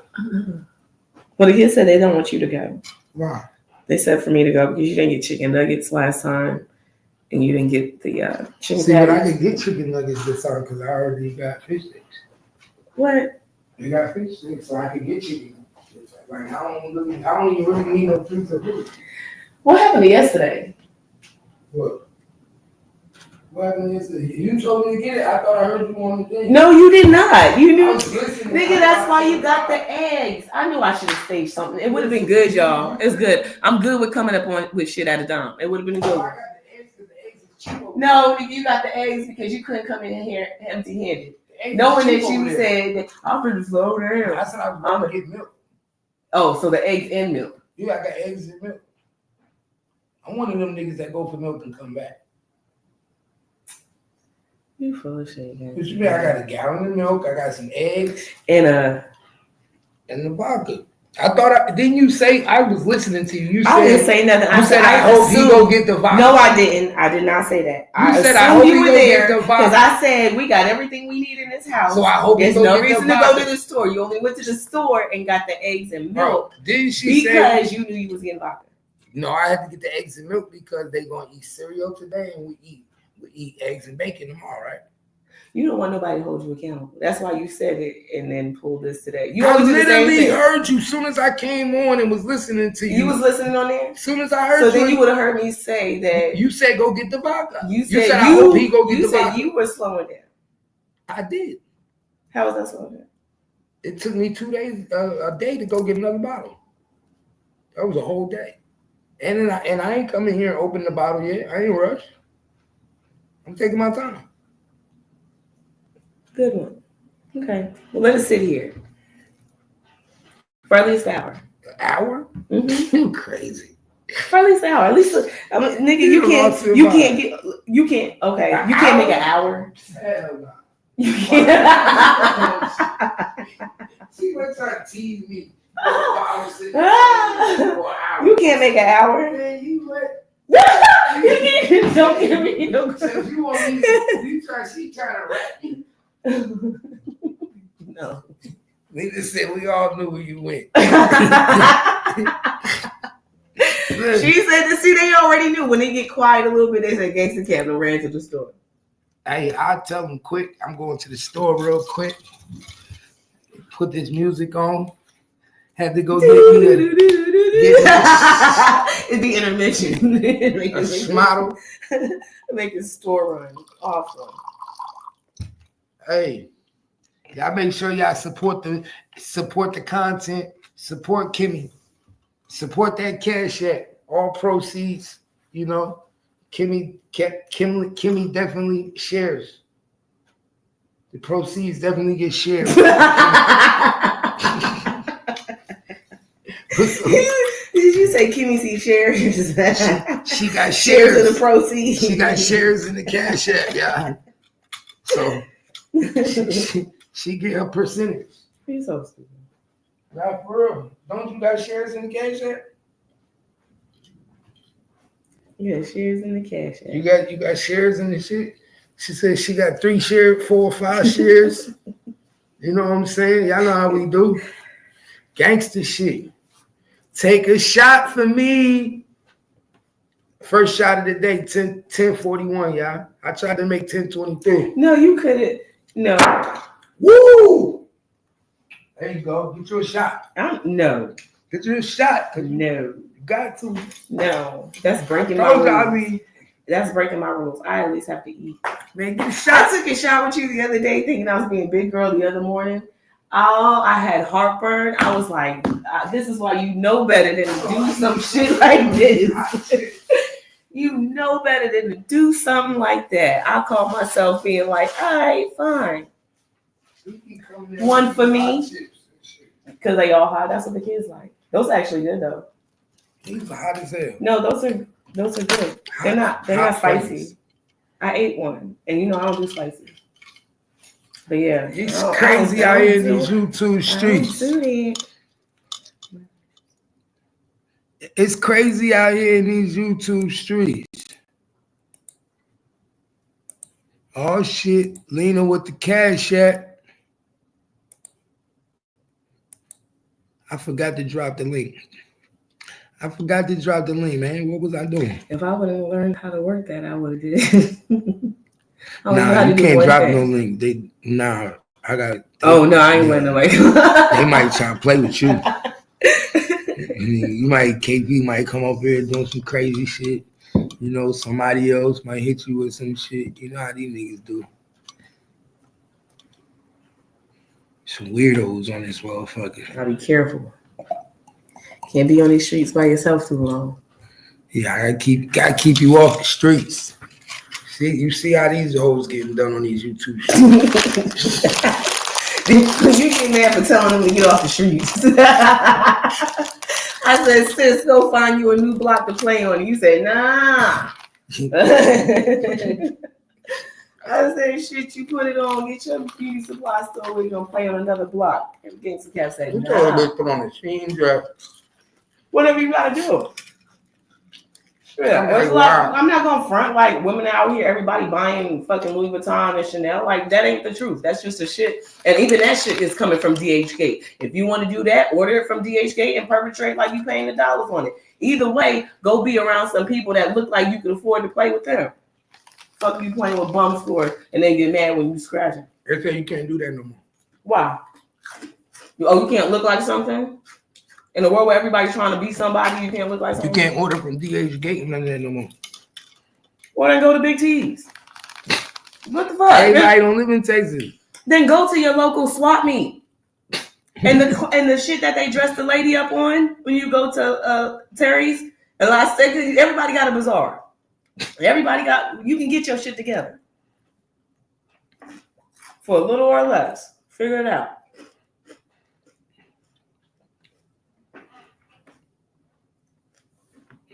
That's love. Appreciate you, Lena. Thank you, Lena.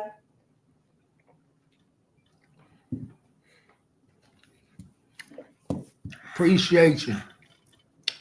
I try to get some Wingstop for lunch.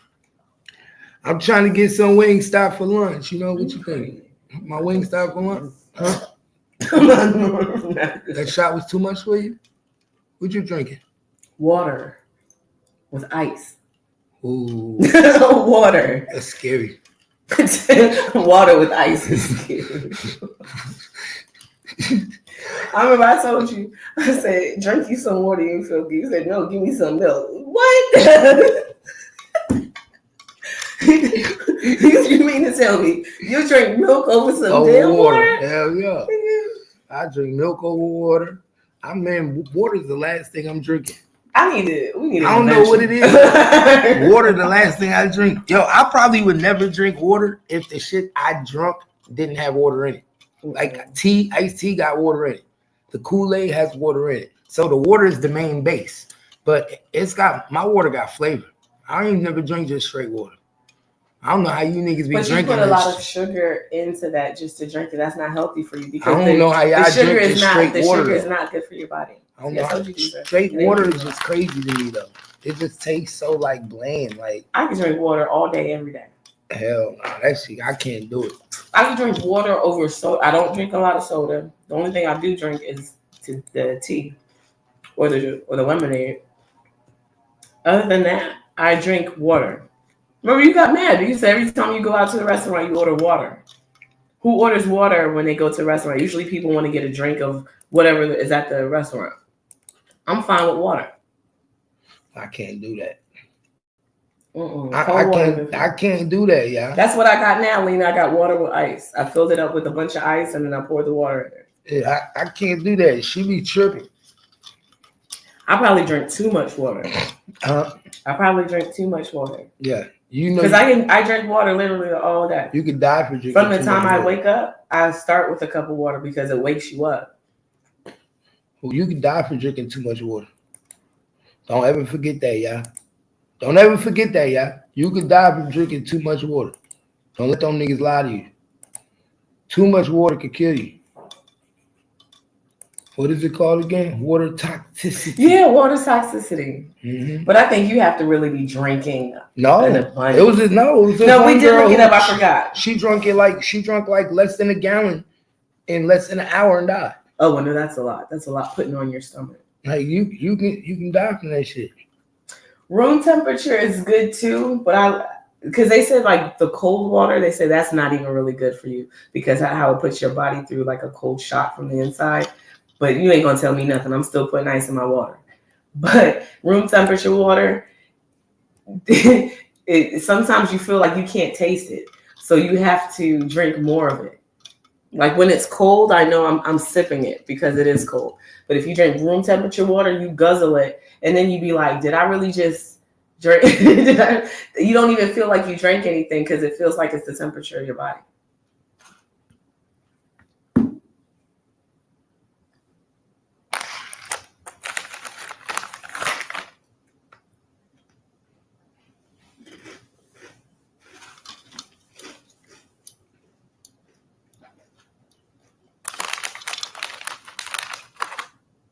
You gonna need a new bag.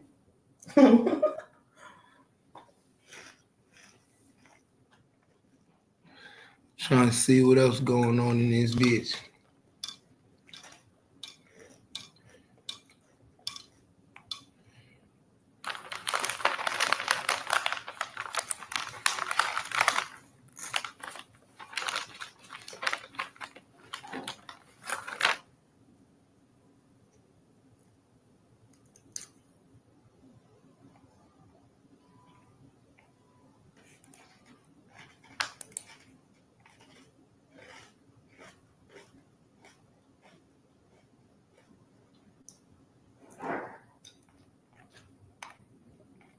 These niggas crazy.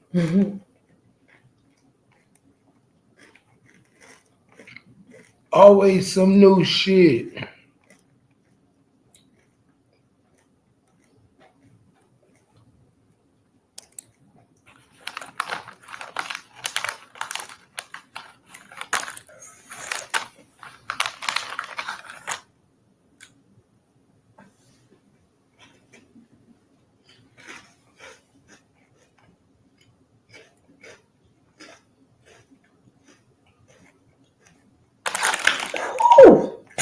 Shit hot. Too hot for you? I went to say something and it hit my throat.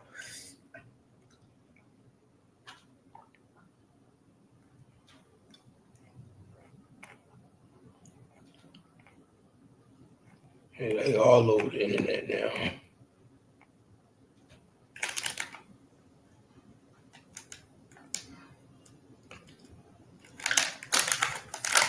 Cool.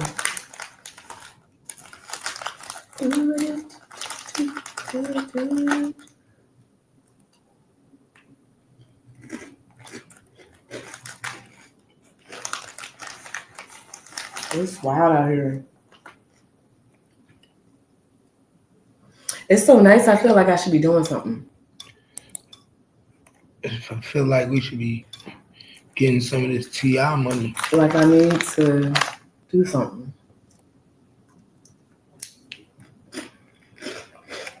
Like we should be outside. It's all people talking about is fucking this dumb nigga. Who? Ball. Who? Ball.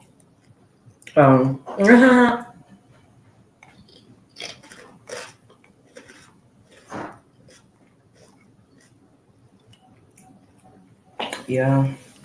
Well, this nigga still talking?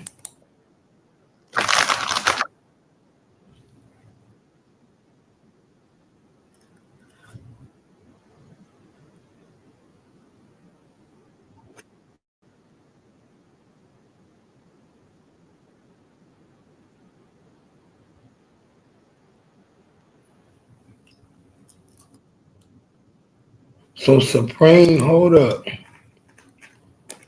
So Supreme, remember I was talking about this yesterday? Supreme son, McGriff. So I guess his dad came out and said, was talking bad on his own son, and saying that this nigga doing clown shit and going around and taking pictures. And then he was like, and I don't do that shit no more. I'm not part of that shit. No. So I guess now he about to respond. His own son about to respond to his dad. Hey, I guess he disowned him. They saying his dad disowned him. I seen the message that my dad sent to me yesterday, and it hit me a certain type of way, like emotionally. I didn't really know if I was going to say anything back. I didn't know how to approach it. I spoke to so many different people. I got so much different feedback, but ultimately I had to sit with myself and really understand and grasp the frustration of a hard-headed son. Over the last 6 to 7 years, he's been begging me and pleading with me, yo, chill out, stop, yo, get off the internet, yo, help me do this, do that. And I went against that, and subconsciously I was doing it because I wanted to reach him in another way. Like I just felt like I wanted attention, and the attention that I wanted, I got the attention, but at what cost? Like, I want to mend the relationship with my dad, and I'm not mad at what he said. Everything he said was accurate. Me engaging in stuff that doesn't concern me, or me trying to, I was a son trying to stick up for his dad and his dad's friends, but I didn't need to do that, because sometimes not saying anything is saying everything, and silence is golden, and all those sayings like that. So I needed that message yesterday to kind of close that chapter and move on to the next phase of my life, and take accountability, and move on and understand and enjoy the rest of the time that we have here on earth, because we don't know how long we're going to be on earth. And the biggest thing is accountability for my actions. And he wasn't wrong for nothing he said. Like, he was dead on, and I respect everything he was saying, and I understand. And I hope that is the first steps for us repairing our relationship. I want to apologize to Irv's family. Like, I was way out of line for speaking for y'all. I should have never even said anything. I apologize for that. I want to apologize to my mother, because I know with all the stuff going on in the news and the media and on the blogs, I know she's getting that at work, and et cetera, et cetera. And the list is I'm going to apologize to my family. I want to apologize to Prince, my cousin, because when he came home, he was telling me, yo, chill out, we're going to be good. So I want to apologize to Prince, my uncles, and Pops. I heard your message, man, and thanks for giving me a public ass whooping. Sometimes you need to get your ass beat in public to understand what you're doing. So yeah, it's gonna be a new me, man. No more. I seen the message. Damn. Niggas said it's gonna be a new me. A public ass whooping. Supreme said, who do you think you are? Stay in a child's place. Nigga, I don't need you to fight for me. I don't. You're my child. This don't have nothing to do with you. Don't engage. Don't get involved. Bad things can come from dealing. He really saving your life. He said, right, because you trying to stick up for me. Don't be talking about karma and shit all the time. Will get you popped. And I lasted the test of time. You know what I'm saying? I'm still here. That's what these young niggas don't realize is longevity. Keeping yourself alive, not being taken out by stupid shit. Mm-hmm. I don't need you to fight battles that I've been fighting before you were fucking here. I birthed you, brought you here. You don't have to do anything for me. Sit back, mind your business. Period. He got the point. Sound like he got the point. Sound like he got the point. He said he was acting out because he wanted attention. Nigga, you got it. Yeah. Don't play with me. And since you doing shit publicly, I'll address you here publicly. So you know where I stand and everybody else know where I stand. So that's what a father did. Something happened to your little ass. Don't come looking for me for help. No, you will. You will, because this has everything to do with me, not you. You're engaging in something that really don't have nothing to do with you. He said he was trying to take up for his father, and be that one, like most young boys do. But not every fight is for you. It's okay to tap out. And then he said, I'll tap out. Smart. He'd be stupid if he'd be like, nah, fuck that. I'll stand on this and I'm gonna ride on that. No, nigga said, all right, I take my public ass whipping. I'm straight. I'm gonna be a new man, y'all. Ain't gonna get no shit like this out of me no more. That's not who you is anyway. He doesn't seem like he's that type of person. You living off your father's image. Right. That's why you niggas ain't taking you serious. Like what? But still, he been set straight. He got the point. Nigga, you drove all the way up there to take a picture with a nigga with a t-shirt. Come on, man. A lot of niggas about to find out the hard way though. 50 like, fuck all you niggas. Right. I'm with you, 50. Fuck all you niggas. I don't trust none of you motherfuckers. It's crazy. This nigga, that war was how long ago, my nigga? Right. 50 got shot 9 times, what, 20, almost 30 years ago. Yeah. And because we was fine, we got the album, but this had already occurred before us, right? So. Well, about 20 years ago. Yeah. 20 something years ago. And you still sticking up for that nigga. Move on. Supreme is shit, when he supposed to get out of jail? He like, nigga, you fucking up my parole. Yeah, Something happened, they ain't gonna let me out. Off of some old shit? Come on. Y'all niggas tripping. Y'all, they crazy, y'all. That nigga crazy. That shit ain't never gonna stop. The frustration. That shit ain't never gonna stop. He got the point. Remember Lil King T.I.'s son, they went back and forth longer than this. This nigga shut it down. Pop, pop, pop. Tapped his hands. He said, all right, Pops, sit back. Yo, I still can't believe King Louis died, bro. I still can't believe he died, yeah. Y'all remember the one that got shot in his head? Mm-hmm. And then all of a sudden they tried they tried to charge him for the crime. Yeah, I remember him. He died? Yeah, he just died. Wow. So he succumbed to the injury. It was the same thing? Man, I think happened was depression. You already get shot in the head, and then they tell you we about to motherfucking. Well, he should have just sat down and relaxed. This is what I be saying, that some of this shit makes no sense. You doing interviews. You moving around city to city to tell this story. Nigga, your body, which is the only vessel that you have to be on this planet and live, you out here just to talk about it. No, it is a warning. Sit down, be quiet. So didn't I say sometimes, I just said it, let it resonate. I just said it's so much harder to do the right thing. When God sends you something and bless you back with your life and say, okay, now sit down. This is sit down time, right? And you say, no, fuck it, I'm going to go get the bag.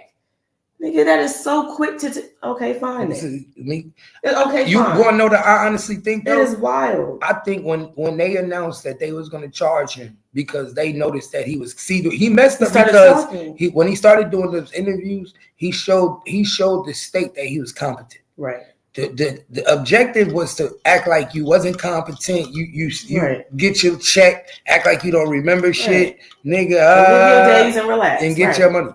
When they found out you was competent and they said we about to charge him for the shooting and all that, now you looking at life in prison. Right, because what is the interview? So what does that do though? That puts stress on you. They say stress is the number one killer. Mm-hmm. So if you already got shot in the head and now you stressing that you gonna go to jail, come on, you know you fucked. He wasn't gonna live long. I knew it was a matter of time before he succumbed to high blood pressure, have a heart attack. But somebody said complications are in the surgery. Yeah, that's what but the surgery took place way before that. He was already chilling good. Mm-hmm. He ain't had no complications when he was doing them interviews. No. It wasn't until after they said the state is charging him for it, and all of a sudden now, oh shit, my head fucked up. Yeah.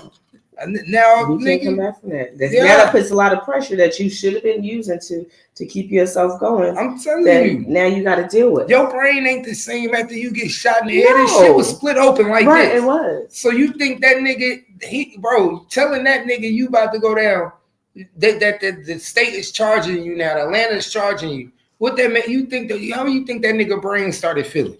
Oh shit! Hold on. Because in all honesty, he do have issues, right? Yeah. With his body, exactly. What do you think he ain't? But now you're good enough to sit up here on these interviews, make it here, sit, and then speak. Oh, so since you can speak, finally, we need to go back, boom, to the ring. Now your body is like, shit, I wasn't ready out. I don't want to do that. I just want to make some bags, right? And tell a little bit of my story as it come back. No, you should have been telling people that's around you at the hospital or at home. Everybody chasing shit that fucks them in the end. That's what I was saying earlier on your show. I don't get it. Maybe I survived because I'm observant. I watch shit that happen to other people and I'm like, don't want, I don't need it, never want to do, won't become. But other people just walk right into that shit. No regard. Mm-hmm. It's crazy. I can't believe that though. It's fucked up though. I ain't gonna lie. It truly is a fucked up situation. It really is a fucked up situation, bro. Because I believe if they would have never said they was gonna charge it, I believe he'd still be alive. Like I swear to God, pressure, stress kills. This is the number one thing. That's enough, man. You just going on. That's the number one killer in the world. Stress. And if you put stress in my life, what you're telling me I'm about to go to jail after getting shot? Come on, my nigga. What you think will happen? Nigga, I'm gonna miss my medicine, taking my medicine. Some ain't gonna be right. Cause you know they had him on all types of shit. Oh, I'm pretty sure. That's a you know you think migraines? That nigga probably was having a lot of migraines. Oh my God. I never thought about that. Yeah, think about what that nigga was going I never thought about that. Oh my gosh. My head just. We talking about dealing with a brain. You know, I'm a migraine sufferer. I done had some pain. So imagine getting shot in the head. No.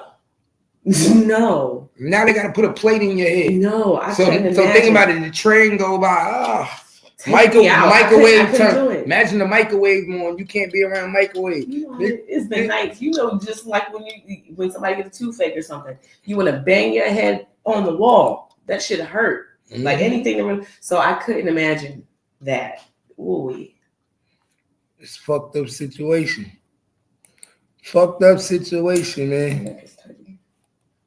And that shit is sad news. So I tell you, everybody talking about the same thing.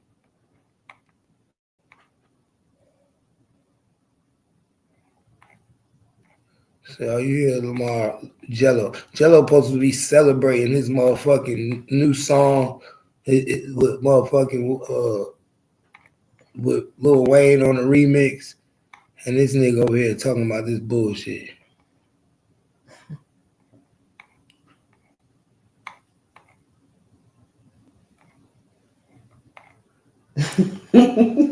I saw a picture. It was a video of Travis Hunter the other day. He was in the kitchen and he had his Heisman on the counter and he did some like corny dance and then rubbed on the Heisman.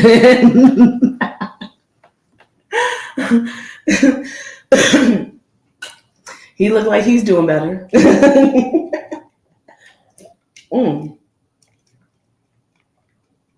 I wasn't trying to do that. I swallowed his eye.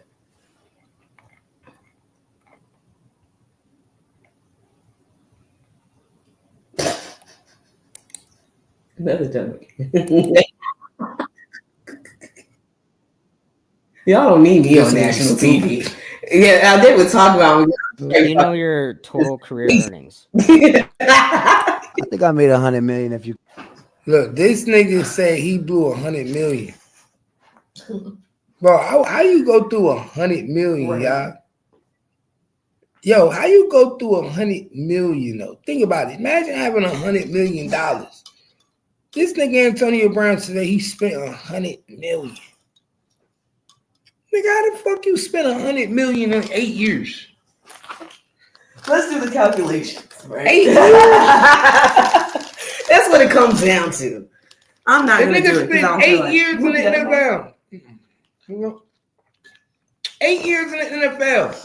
And you already went through $100 million. You ain't even in the NFL no more. Damn shame. Now you started. Now you right back where you fucking started. Horrible. Listen to this shit, y'all. Listen to this Observe, shit. Y'all. This shit is crazy. If you count off the field, everything. $100 million. Yeah. For sure. For sure. How much did you spend of that? $100 million. Well, I just filed Chapter 11 bankrupt. So did we go? I spent all of it. I blew all my money. Spent it all. Yeah, I blew everything. Honestly, there's nothing wrong with that because guess what? That nigga lying. Right. Well, don't lie. Don't that lie. That nigga lying. Because you're sitting with him. He basically telling you. Right. I have to tell you I spent it all because I filed bankruptcy. Mm-hmm. So far as my bankruptcy paperwork say I'm broke. But we know some of that money is somewhere else in somebody's name. It's hiding somewhere right. in private account. 50 did that shit. Remember you got to that lawsuit? 55 bankruptcy. Right. 50, it's mighty funny. 50 got a lot of money now.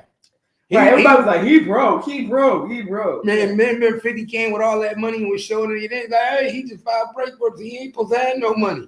Pay attention, man.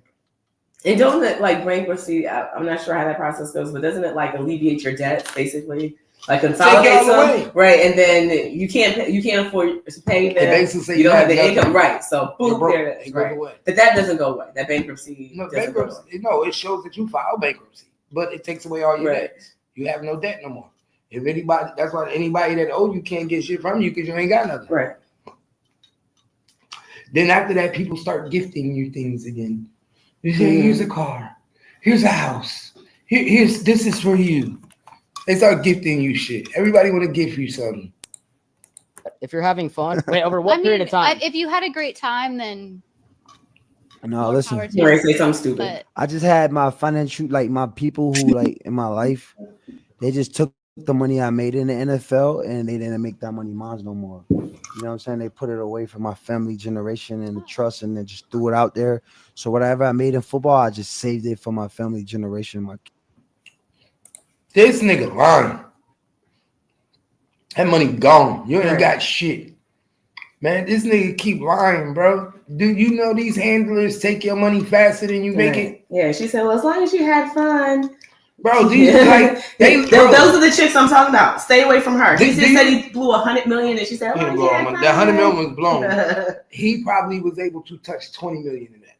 Right. So not $100 million in his hands.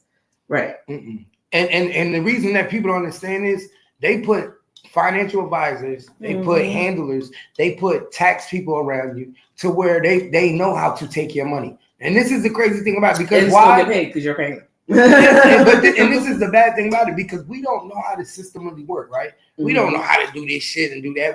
So now they got this man who's doing your taxes that they say have to do your taxes. His job is to automatically take $15 million from you a year. Right, because he's getting paid. And he's paid by them. Right. And that they know that you're dumb enough that don't know how to do this shit and you don't know what's going on. You think you're just paying your taxes, but he's paid to rob you. Yeah, he works for us because we recommended him to you, right? This is how this works. So whatever company, we don't even have to say football. This is big company, right? Hires the accountant, financial advisor, right? And we recommend him to you, right? So we already got him. He helps us in the back end, right? And now we stick him on you. So he don't give a fuck because he can pay. So if we have to get you in you. So if our contract is 5 years, $80 million, right? We already know we're gonna recruit $40 million in that back because we already got the advisors and people that we got around you. This is why some people don't last in the NFL like him, because then you try to get rid of certain people and then they say, oh no, you can't do that. And then they say, okay, well then I'm not gonna fuck with you no more. Well, why can't I have my own people? Why can't I do that? No. We run this. So because we're giving you 40 million. So you're not in control. So then you got the IRS guy robbing you.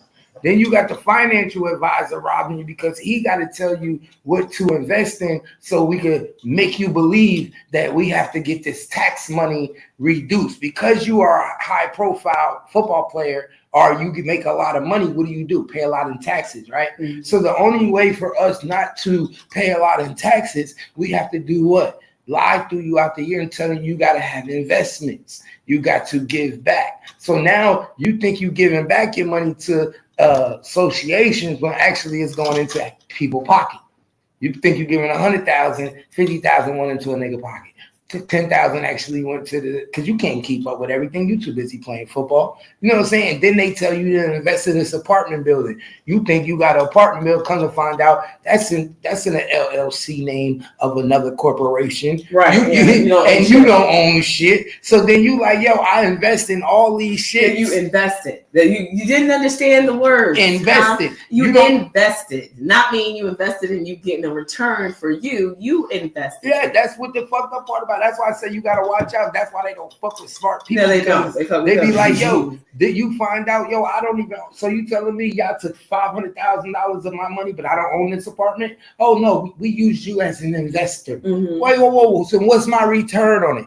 Oh no, well you ain't get a return on it. It was just an investment that we helped, and we were able to write it off. No. If I'm investing in something, I want part ownership in it. But they don't do that to you. They use your money like a bank. Deduction. And wait. So this was only, I invest, it's like going down to Goodwill. And so I only got the ticket. You can claim this on your taxes. What? That's you do my taxes. Like that's how they do us.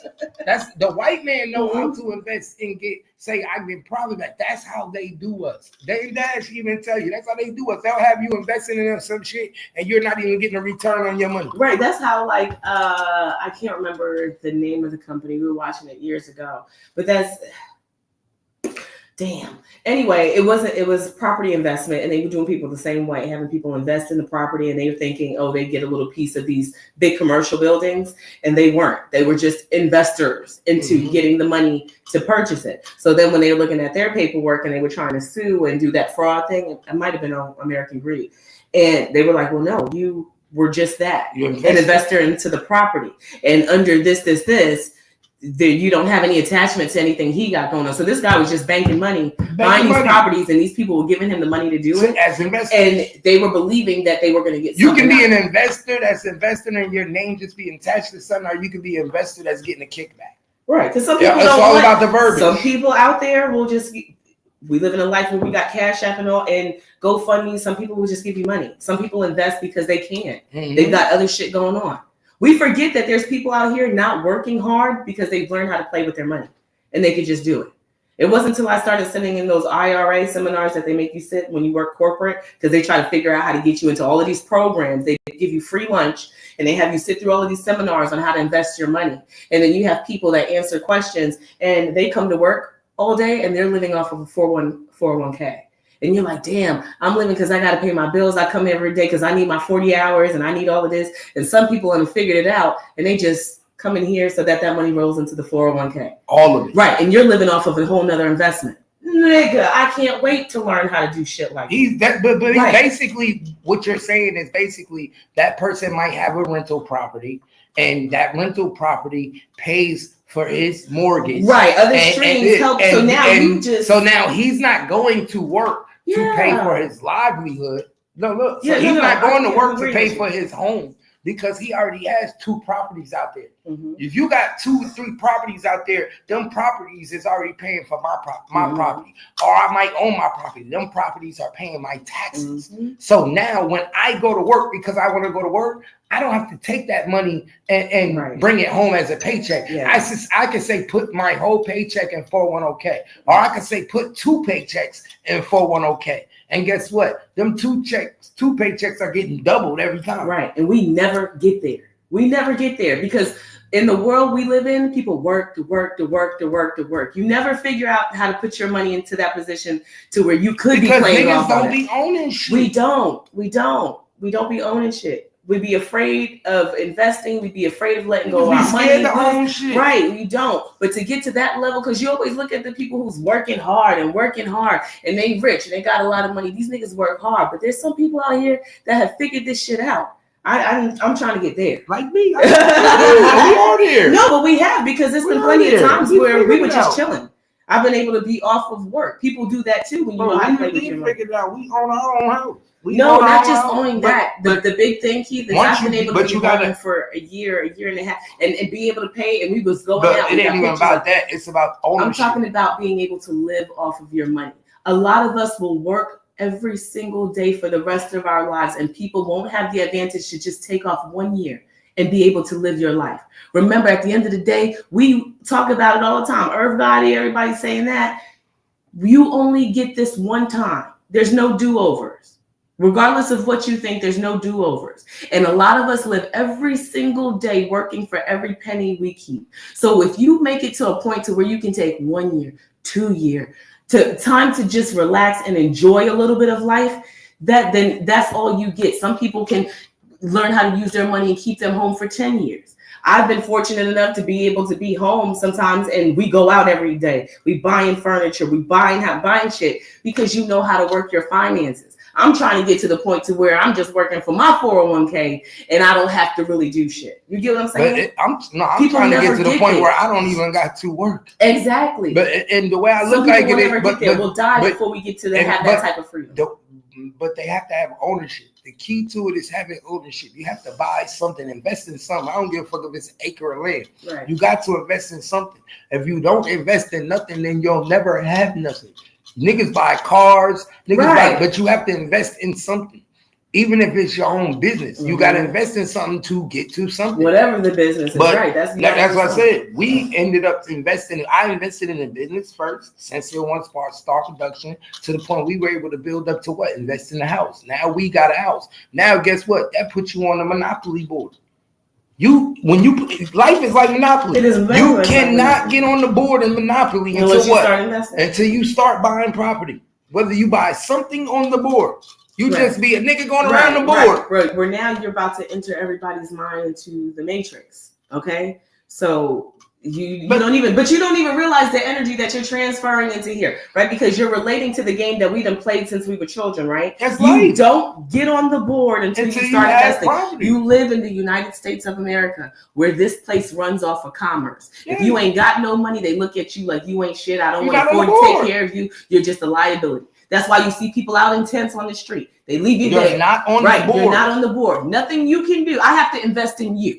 You get what I'm saying? You asking for government programs. You want us to invest in you. And right now you on the concrete. I'm not going to get very much. This is a help for me. I like people something that you're not on the board. It don't matter if you own a food truck. It don't matter if you own a barber shop. It don't matter if you own property. You put money into the economy. You own something that you are on the board. Like if you were playing Monopoly, you're going to have a barbershop on the board. You can have a rental property. You can have a hotel. You got to have something of ownership, right? Something to grow on. And then guess what they do on Monopoly? Eventually somebody land on your property and they got to pay you what? A fee. They got to pay a fee. Or you could say, do you want to buy my shit? Right. And sell that motherfucker. And then what do? You usually go down to Park Place and buy the luxury. It's all the game. Nobody really want Oriental. And guess what? Orientalism. But you see how it's levels of it on the board how too? Do you From win? the cheapest to the biggest, and then hotels and shit. And how do you win the game of Monopoly? Mm-hmm. Who has the most property? Right. The game never, but you notice Monopoly never ends. No, that's hours long. You can play for 10 hours. Yes, because the money don't run out. Right, everybody done. You gotta say you done. You gotta say who. All right, we're gonna stop right here. Whoever got the most money at this time. It's been that way since people came here. It's been since we were 13 colonies. The money keep going. You know why? Because the bank gonna always get its money. It show you how life is. The bank always get money because when you land on somebody's property, you gotta pay the bank. And you gotta pay the nigga for landing on the shit. So the bank always gives money out, but it gets its money right back. And everybody. And then you buy a house, you buy a property. What do? Give it to the bank. Right. So the bank get its money all back every time they give it out. It's getting it back 3 times. So the game never ends. Right. I realize that the game never ends unless you just go, all right, we done it. Then you count who much money and who got the most properties. And that's how you figure out who won. I got 3 hotels. You only got 1. I got everybody won Broadway. You know what I'm saying? Right. The boardwalk. Right. Boardwalk. Those because those were the highest ones. So, but that's what I was saying. Even on the board, it's got from lower level, from when you start with your low level houses on cheap ass Oriental, and then you get all the way over to Park Place. Now you feeling like you got the dice back here. Tossing the shit. So how you think this life is. So it's the same way. Right. So once you buy 1 property, you can sell it, get 2 properties. You can get 8. It's the same shit. We got the game of life upstairs too. I told Kai play. I said we're gonna play the game of life so we can play in y'all life. And she was like, "Shut up." I used to do that with my friends. I'm like, you're gonna have 5 kids. You're gonna be broke because that game was the same way. But that one you incorporated family with it. It was like you're unemployed. 2 kids, a wife, you lost your house. That one is fun, but it's the same. It's the same. But Monopoly show you the object of getting money, controlling the money, how you supposed to have money, how you supposed to buy. Nigga, you even go to jail in that motherfucker. You go to jail in that motherfucker. You gotta pay your bond. Jail. And then you gotta pay your bond to get out. Unless you gotta get out. Ain't no game in the world you go to motherfucking jail and gotta sit there and time out. And you volunteer to play this shit. Like get out. Monopoly. Monopoly is the game of life. We don't have it no more. I'm gonna buy it. I still got the video game and everything. No, we have the video game, but everybody needs to have Uno in their house. Monopoly regular is the game of life. Cards, regular playing cards, and then Monopoly. That's how it goes. So Monopoly. dominoes and dice. Those are like classics. I got dominoes, but you gotta have the game of life, man. The game of life is Monopoly. You teach your kids how to play Monopoly. You teaching them how to. My nigga, that's like having a course in school that'll teach your kids how to control life, how to buy property, what the objective. This is your objective going through life. All you gotta do is play this game, and this is your objective. When you get through life, you want to put yourself in a position to get enough money to buy property. It don't matter if it's land, never really played it with kids. I gotta buy it. We And played good. when they was little, and they would get frustrated. But they need to play as adults. I wonder if they think it's fun, like how we used to love to play Monopoly. Nah, because they get mad because I make all the money. Nah. Well, we gonna find out. I'm gonna buy one. Nah, I'm for gonna buy real. one. Big I gotta L, get what one. up? Nah, they'll be mad because I'm getting all the money. They'll be upset. They be like, yo, this nigga gangstacap. He getting all the money. Oh my God. I'm telling you, I do this. I be buying all the properties. No, you used to play with my mom. Remember, she used to play with And you. she get that and mad. Uno because you would cheat. She Bro, I'm no, not playing I'm with Chief because he cheats. No, she couldn't cheat me. She couldn't cheat me. That's what it was. But you can't niggas used to cheat. get into tournaments. It's ego. I told you. Don't We tell was me. Libras. Y'all niggas be like, 2 Libras. why you play with him? Dad couldn't accept his power is like, I mean, I'm telling you, it's the truth. Fuck going on in this house. The Libra. Fucking game after game. I bet you I can be. No, you can't. All right, fine. Come sit down. She get a cigarette. That motherfucker used to be burning. She's had that shit sitting in the ashtray. Just burning after she smoked half of it. And she be mad. She trying to pay attention to how this nigga. Yo, and you smiling like the shit funny. She have a like, you got to be cheating. She have a Newport long and smoke 1/3 of it. The other third just burn. It be sitting there with just ashes, looking like it's ice. Like, what the fuck? And she get intense. That's why. Nah, she just know I'm the greatest, bro. I've always been the greatest in everything I did. Video games, anything I did, I've always been the best, man. Video games, card games, Connect 4, track. I've always been the greatest. Football, greatest. Anything I did, I've been the greatest. I can't help it. And I was a little nigga. Imagine if I'd had some size, man. I'm telling y'all. This is what I say, man. What y'all got going on? It's nice as hell out here. What's the weather like out there? It's nice in Texas, man. Texas, we got it nice as hell out here right now, y'all. I can't even believe it. I'm surprised it's so nice out here today. I might have to cook some eggs and bacon today, too. And tomorrow, I might do both days. Fuck that. We might have to eat eggs and bacon both days, man. I don't know. I want some eggs and bacon in the morning. Eggs and bacon. Because it's like, don't it feel like Easter Sunday? God damn, you can't handle it? You can't handle it? Where is this shit on my phone? What happened?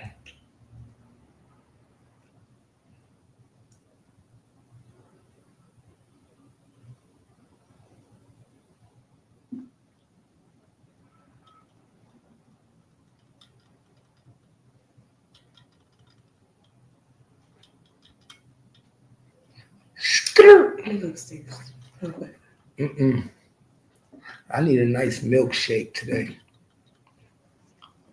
Some ice cream. I can't believe my kids still sleep.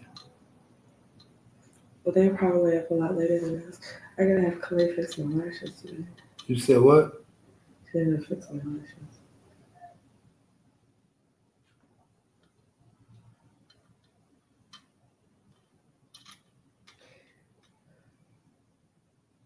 Got you. I can do it. I'm a beast from the Middle East, y'all. You know, this is only sincere. Have no fear. Everybody know that I am here. Hey, is it Super Bowl Sunday this week, y'all? I think so. I've seen people. I think check your phone. Is it Super Bowl Sunday this weekend? Because I've been seeing people wear clothes and shit. Like it's tomorrow. Yeah, okay. I think Super Bowl Sunday. 5:30. Okay, the Super Bowl tomorrow. So you know I gotta have me some chicken wing, some nacho. You know what I might do? Or should we do taco night? Tomorrow? Yeah. Taco night with the nachos and tacos. Nachos and tacos. Nachos. Wings in there. Yeah, I know. And do nachos and tacos. Nachos and tacos. Nachos and tacos. Nachos and tacos. Okay, so I got my drink already. The good thing is I'd have been mad. I'd have been at Super Bowl with no drink. I'd have been mad. No, what we'll do is we'll go tonight when it's late. Yeah, because I'm not. Everybody right now, they'll be preparing between Sunday dinners and Super Bowl Sunday. I'm not going to that. We can go late at night. Oh shit! You trying to get me out late at night, huh? No, I think that'd be the best time. You not a vampire? I'll still. You not a vampire? You ain't never been no vampire. I'm a vampire. You ain't no vampire. No, I'm not. I don't give a shit about that. You don't do Don't nothing good happen at certain hours. Didn't I say I'm observant? I'm a vamp life. Right. I be outside with the goons. If you up at that time, you don't want no good. I be outside with the goons. If you outside with the goons after a certain hour, you don't want no good. Nigga, I'm all about the vamp life. What it do, baby? But what I'm saying, I wasn't prepared because I wanted to decorate. I'll do that next year. You know, I like to decorate. And I've been seeing all like the football bowls and all of that stuff. And I didn't get to buy any of that because I thought I had more time. I don't got to do none of that, man. No, I'm going to do it next year. I'll do it because I like to have that stuff. We're a football family. We don't have nobody come over for the Super Bowl party. We talking about Clay asked if we were doing the Super Bowl party. I told her no because we're doing Galentine's. I'm not doing all of that. Because remember, we had a Super Bowl party and all our friends came over. That's when we did the ribs and shit. And they asked the kids, "Oh, y'all gonna do something? Y'all parents did something?" They get to talking. Damn, them niggas trying to stick me for my paper. So we're just doing Galentine's this year. And they're off on Friday, so the party is on Saturday. They off on Friday? Yeah. Well, Clay has school. But Friday is Valentine's Day. And so they'll be off of school, so the party will be Saturday. Hey, will you be my Valentine? Will you be my Valentine? And I don't want no candy, no teddy bear, no none of that shit. You want Valentine's? That shit old now to us. That's little kid shit. Bro, do you know what Valentine really means? You better get my cookies. I thought this was against our religion. We'll talk about that later, okay? So no, and I'm just telling you. What we doing, man? We'll discuss this later because you said some shit this morning that you can't come back from. He already communicated this. He said he tapped me on the shoulder. You said this, bitch. I told you.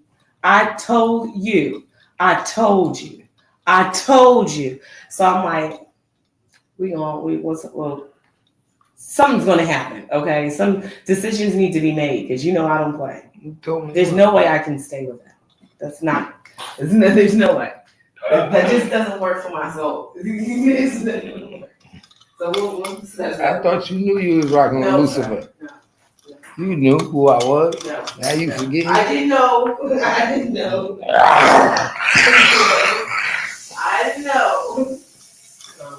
She act like she playing games. No. You were so uncomfortable saying it, my nigga, that you said it. And the fact that you said it, I said, "Ooh!" They don't know, but I know. Y'all niggas crazy. You the only one. You crazy, bro. See how you do? You done fall into the gap with this Western world shit. You westernized, ain't you?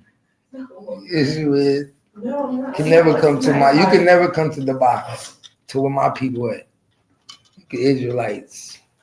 Israelites? I thought Islam. I fuck with all of them. Me too. You learn from all. Nah, we all my friends, my nigga. My people. Yeah. You can't come around us, though. They look at you like you crazy, though. They be like, man, she... No, not at all. God damn, girl. For real? You don't know I'm the king? Top around this bitch. You don't know who I am around this bitch. Salam. That is not. That's blaspheme. Anybody want to hear that? That is not. Anybody want to hear that? Listen to her. She know who this is. Do not. She know who I am, man. Come on, y'all know I run this shit. Let's take a drink, y'all. Let's have a drink. It's the devil's juice. They call this the devil's juice, right? They call it spirits, son. Beer, wine, and spirits. Niggas are stupid out this motherfucker. That's how I know I have elevated, like, you know, right? Because I know you people here don't understand. I'm at a different level. I'm not talking to you right now. I'm at a different level.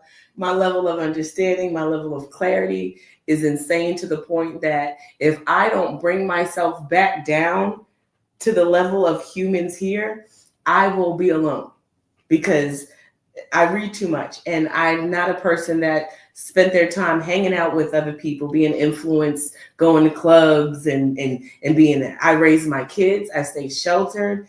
I try to teach them. So that comes a lot of research because I'm a reader, a lot of learning. When you have that to just work on you and work on you and work on you, you start looking at other folks like, this shit's scary.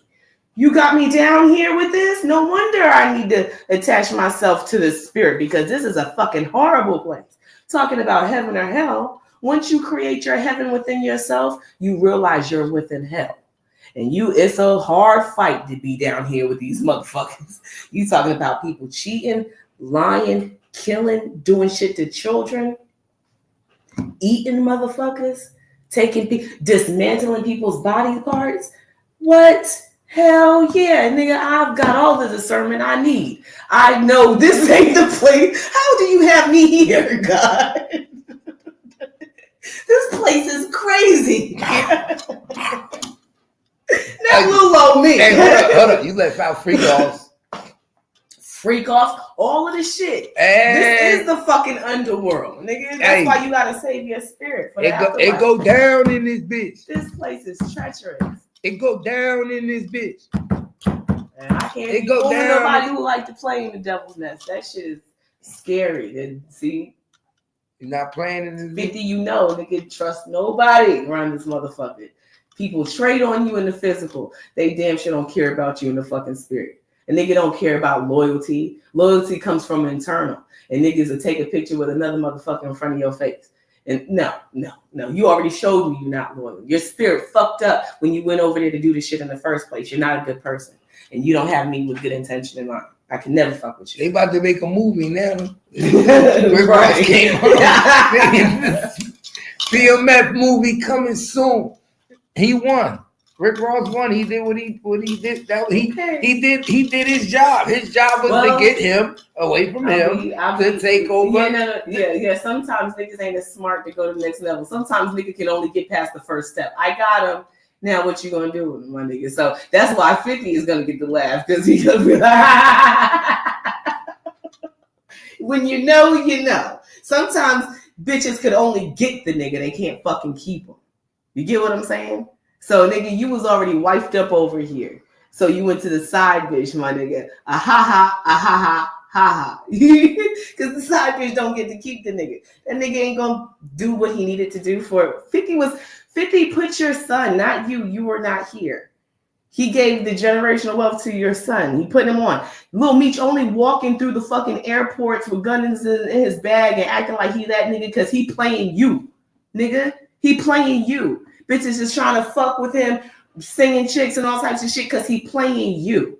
Now, this nigga trying to keep his job, but you ain't too smart, my nigga. But since you want to play on the other side, fine, nigga. You got the bitch. Keep her.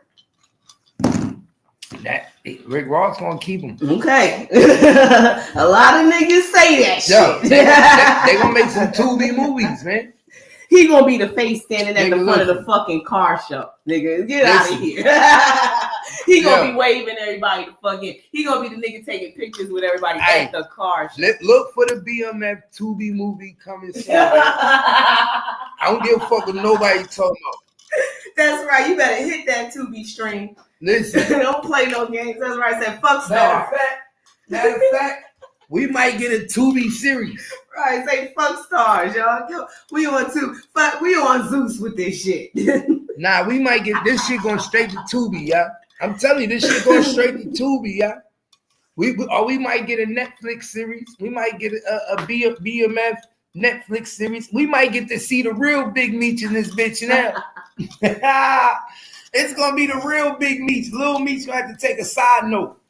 The real Big Meech said we gonna call me Big Meech. Yeah. You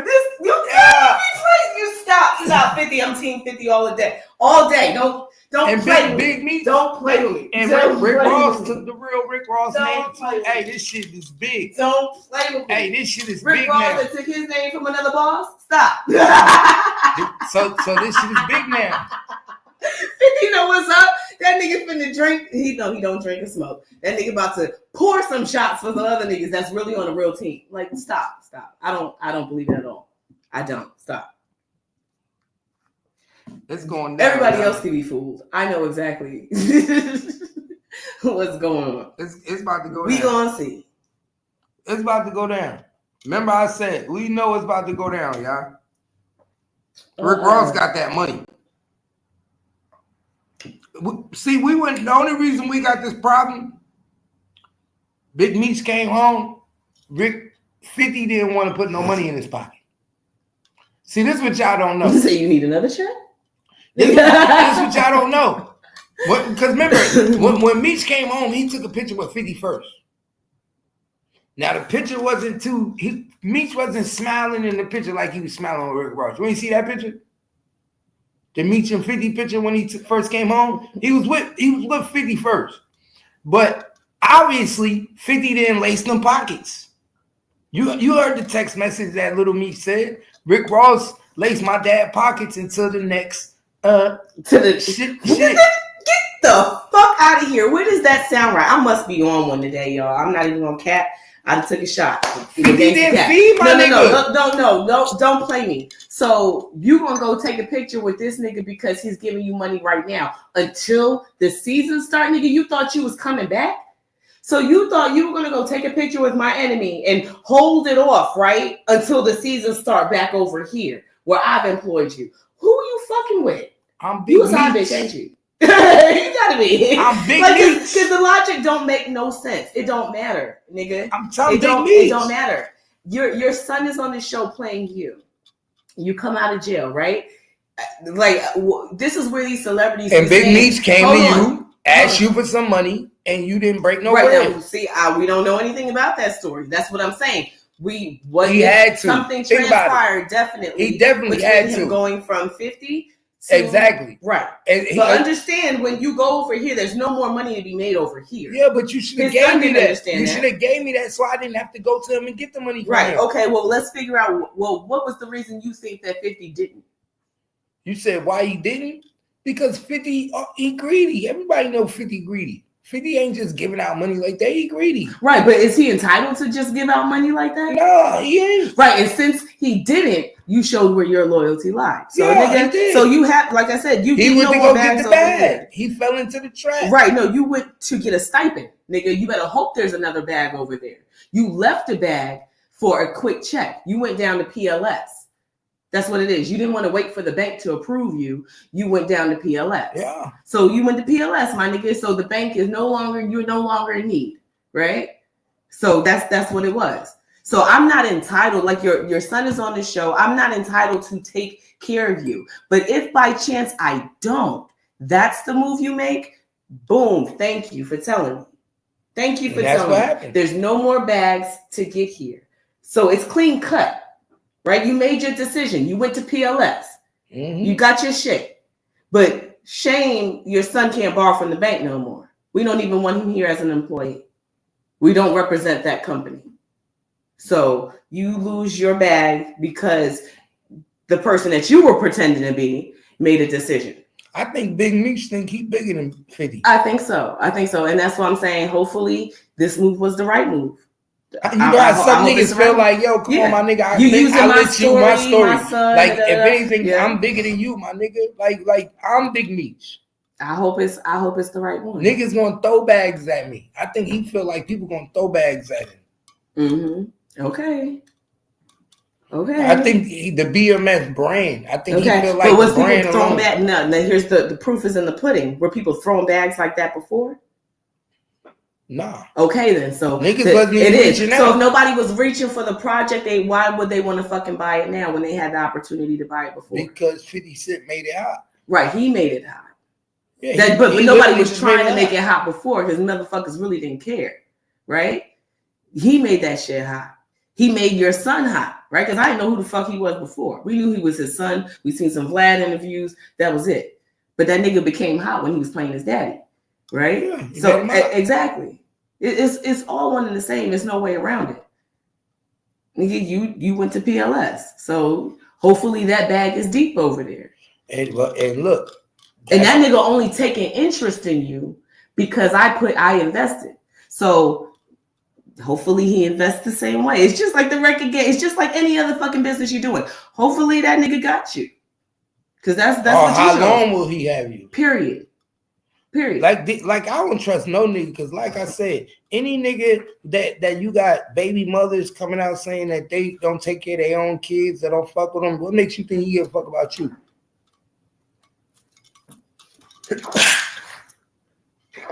Excuse me. Like Tia already said, that nigga don't give a fuck about nothing. Like, and she said she was one of the first ones. She said her child is like 20-something years old. Yeah. She said he didn't want to pay for college. She sent the nigga the college bill. He looked at her like she was crazy. Like, yeah, so these niggas be... Because she was going at the other baby mama, I guess, that he be taking pictures with. And she's like, he tricking you out. She was like, I would never. She was like, after all, she was like, I got one of the oldest ones that's like 20-something. I was like, damn. So she was like, it's not like I need anything at this point. But she's like, get the fuck out of here. She was the one that was in his ass. He took his whole swag came from her. Probably. She's crazy as hell, but she don't listen. Here's the problem with the world today. You may not always like a person's personality, but when somebody start dropping that truth, people start fucking hating the truth. For some reason, when they say truth hurts, the truth fucking hurts, and it bothers the hell out of people. And they be quick to be like, "Oh, you lying," and discredit you by calling you crazy and loud and ghetto and all of that shit.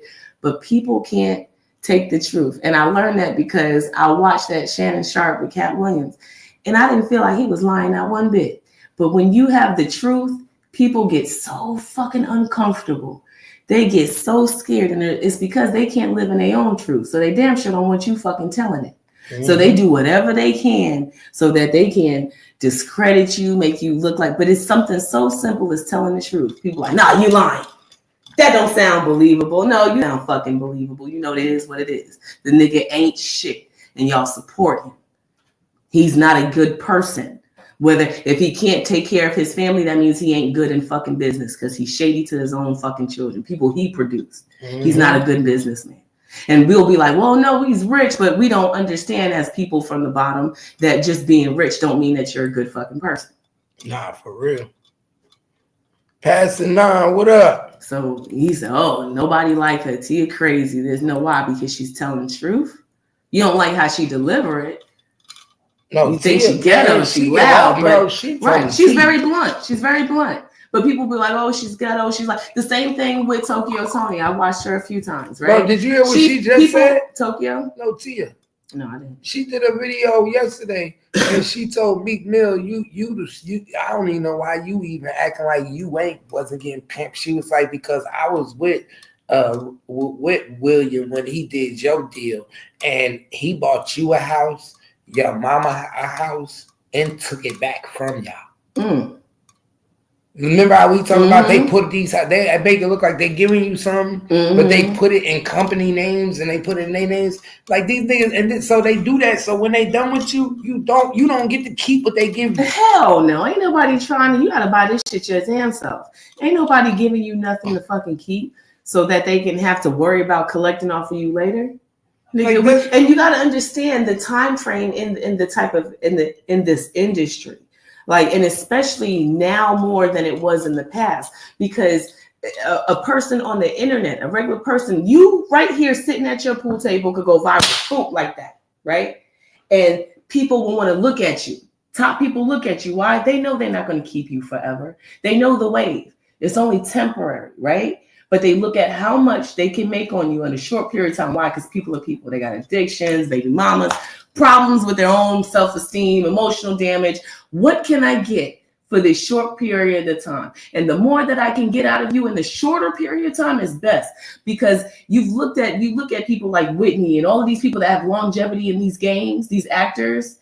It's more treacherous. It's more problems. It's lawsuits later. It's issues within, with producers. Longevity is not lucrative to them. Mm-hmm. As long as I can come and make my money real quick, I don't give a damn what your problem is. It's all about the dollar. So we don't need to keep you very long. As long as you're trending right now, it's popular because why? And maybe in that fucking hour, we're down to that. Maybe in minutes. I don't do the algorithm in all of social media, all of the platforms. I don't do the algorithm. But probably within seconds, people trend, whether food, makeup, hair, drama, anything, to the millions in just probably amount of seconds. And people can come and swoon you, make that amount of money, and then let your ass go. We don't need to keep you. You are the only one that looks at it like, yo, I just got put on. I'm employed. No, that is not what this is. You are not employed. But you listen to the people who didn't have shit, like Cardi B saying, oh, I was in the strip club and then I went here and now I got money. So everybody in the strip club think that they could be fucking Cardi B. Oh, Cardi B. No, but somebody saw her. Her personality was way bigger than outside the strip club. But right? Cardi B fucking up now. She just got caught in the club with Stefan. Well, that ain't got nothing to do with her career. That's her personal life. Yeah, that's her personal life. She's still married. So fucking what? So that's everybody. So why she don't just get a divorce? Right. Just get the divorce and move on. That ain't got nothing to do with her career. I'm talking about making money off of people. This nigga is just bitter. He really should have fucking stayed in his marriage, and now he watching everything she do. And she gonna put it out there just so he can see it. So they're gonna do this for a while. Like I don't see why she ain't just get the divorce yet.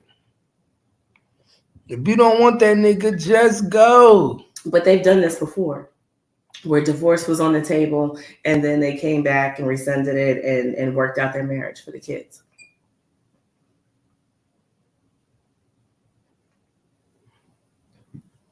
You know, marriage is easier said than done. Unless you really hate the person that you're with. And clearly they don't hate each other enough because this could have been done. Or they're separating a lot of pots and pans. I don't know what they got tied up. Remember, they got houses overseas. They was buying. It gets harder to do this shit when you got to separate a lot of assets. Hey, they just moved Henry Ruggs to a prison close to the stadium. Former Raiders receiver. Remember, I don't know if you remember Henry Ruggs that got into the car accident and killed people. They gave him 3 to 10 years. Well, he eligible for parole in 2026. He got arrested. It was his rookie year, 3 years ago. Mm-hmm. So he got eligible for parole quick as hell in 3 years. So you got to refresh my memory. So for the accident, was he intoxicated? Yeah, he was drunk, or just drinking and driving. Drinking and driving. He was drinking and driving, and he got. You want me to read it? No, I'm saying he got arrested, and so now he's eligible for parole in 2006. Well, they moved him to a new prison. They moved him to a new prison just 1 mile away from the stadium where the Raiders is at. People thinking they trying to give him parole so he could come back and play football. Listen, well, it says he's eligible for parole in 2026. And he would have only had done 3 years. But that's on the 3 to 10. But people die. That's what I'm saying.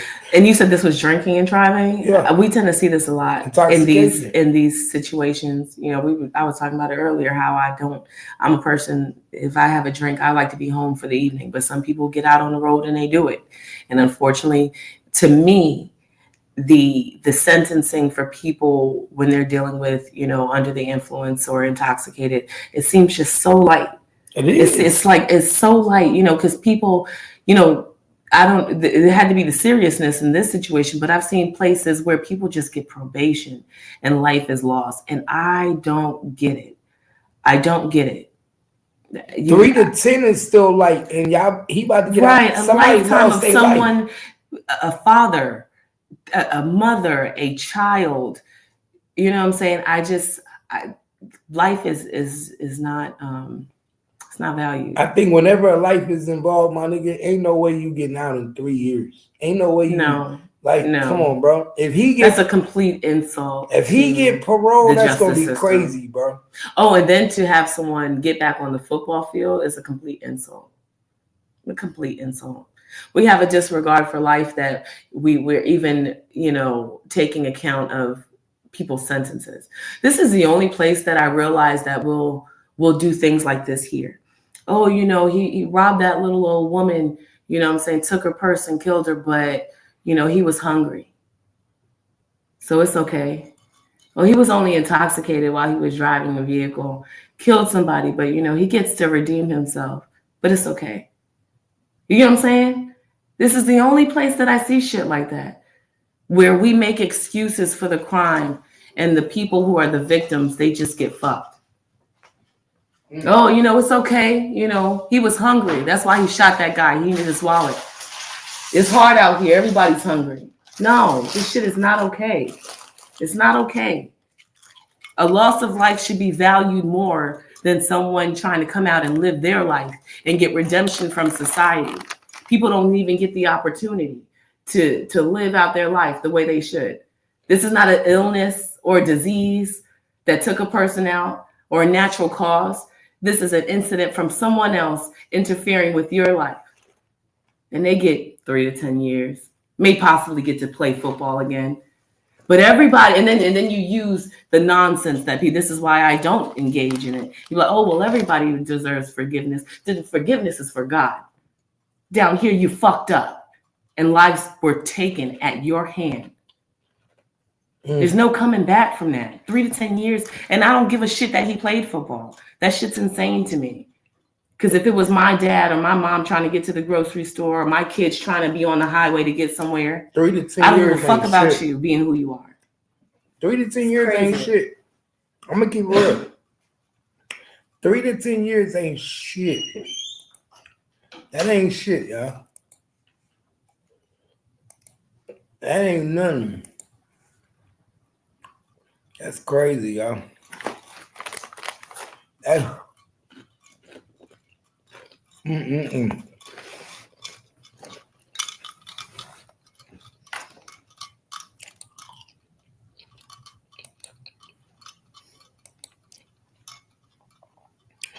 shit is crazy. I ain't gonna lie. It's fucked up.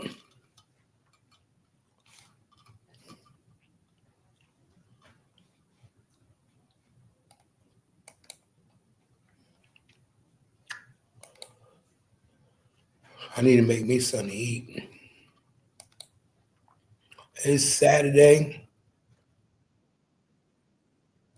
Oh, for real. It's Saturday.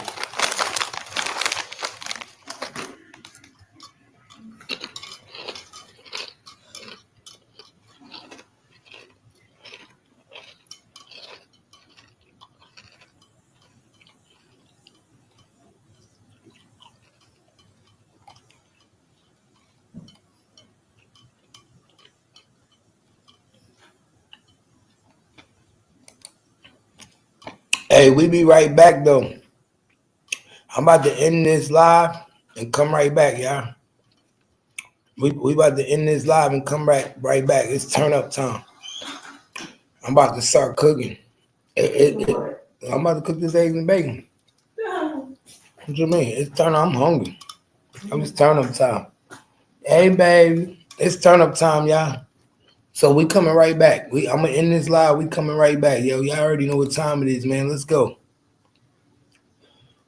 You already know. I broke my nail.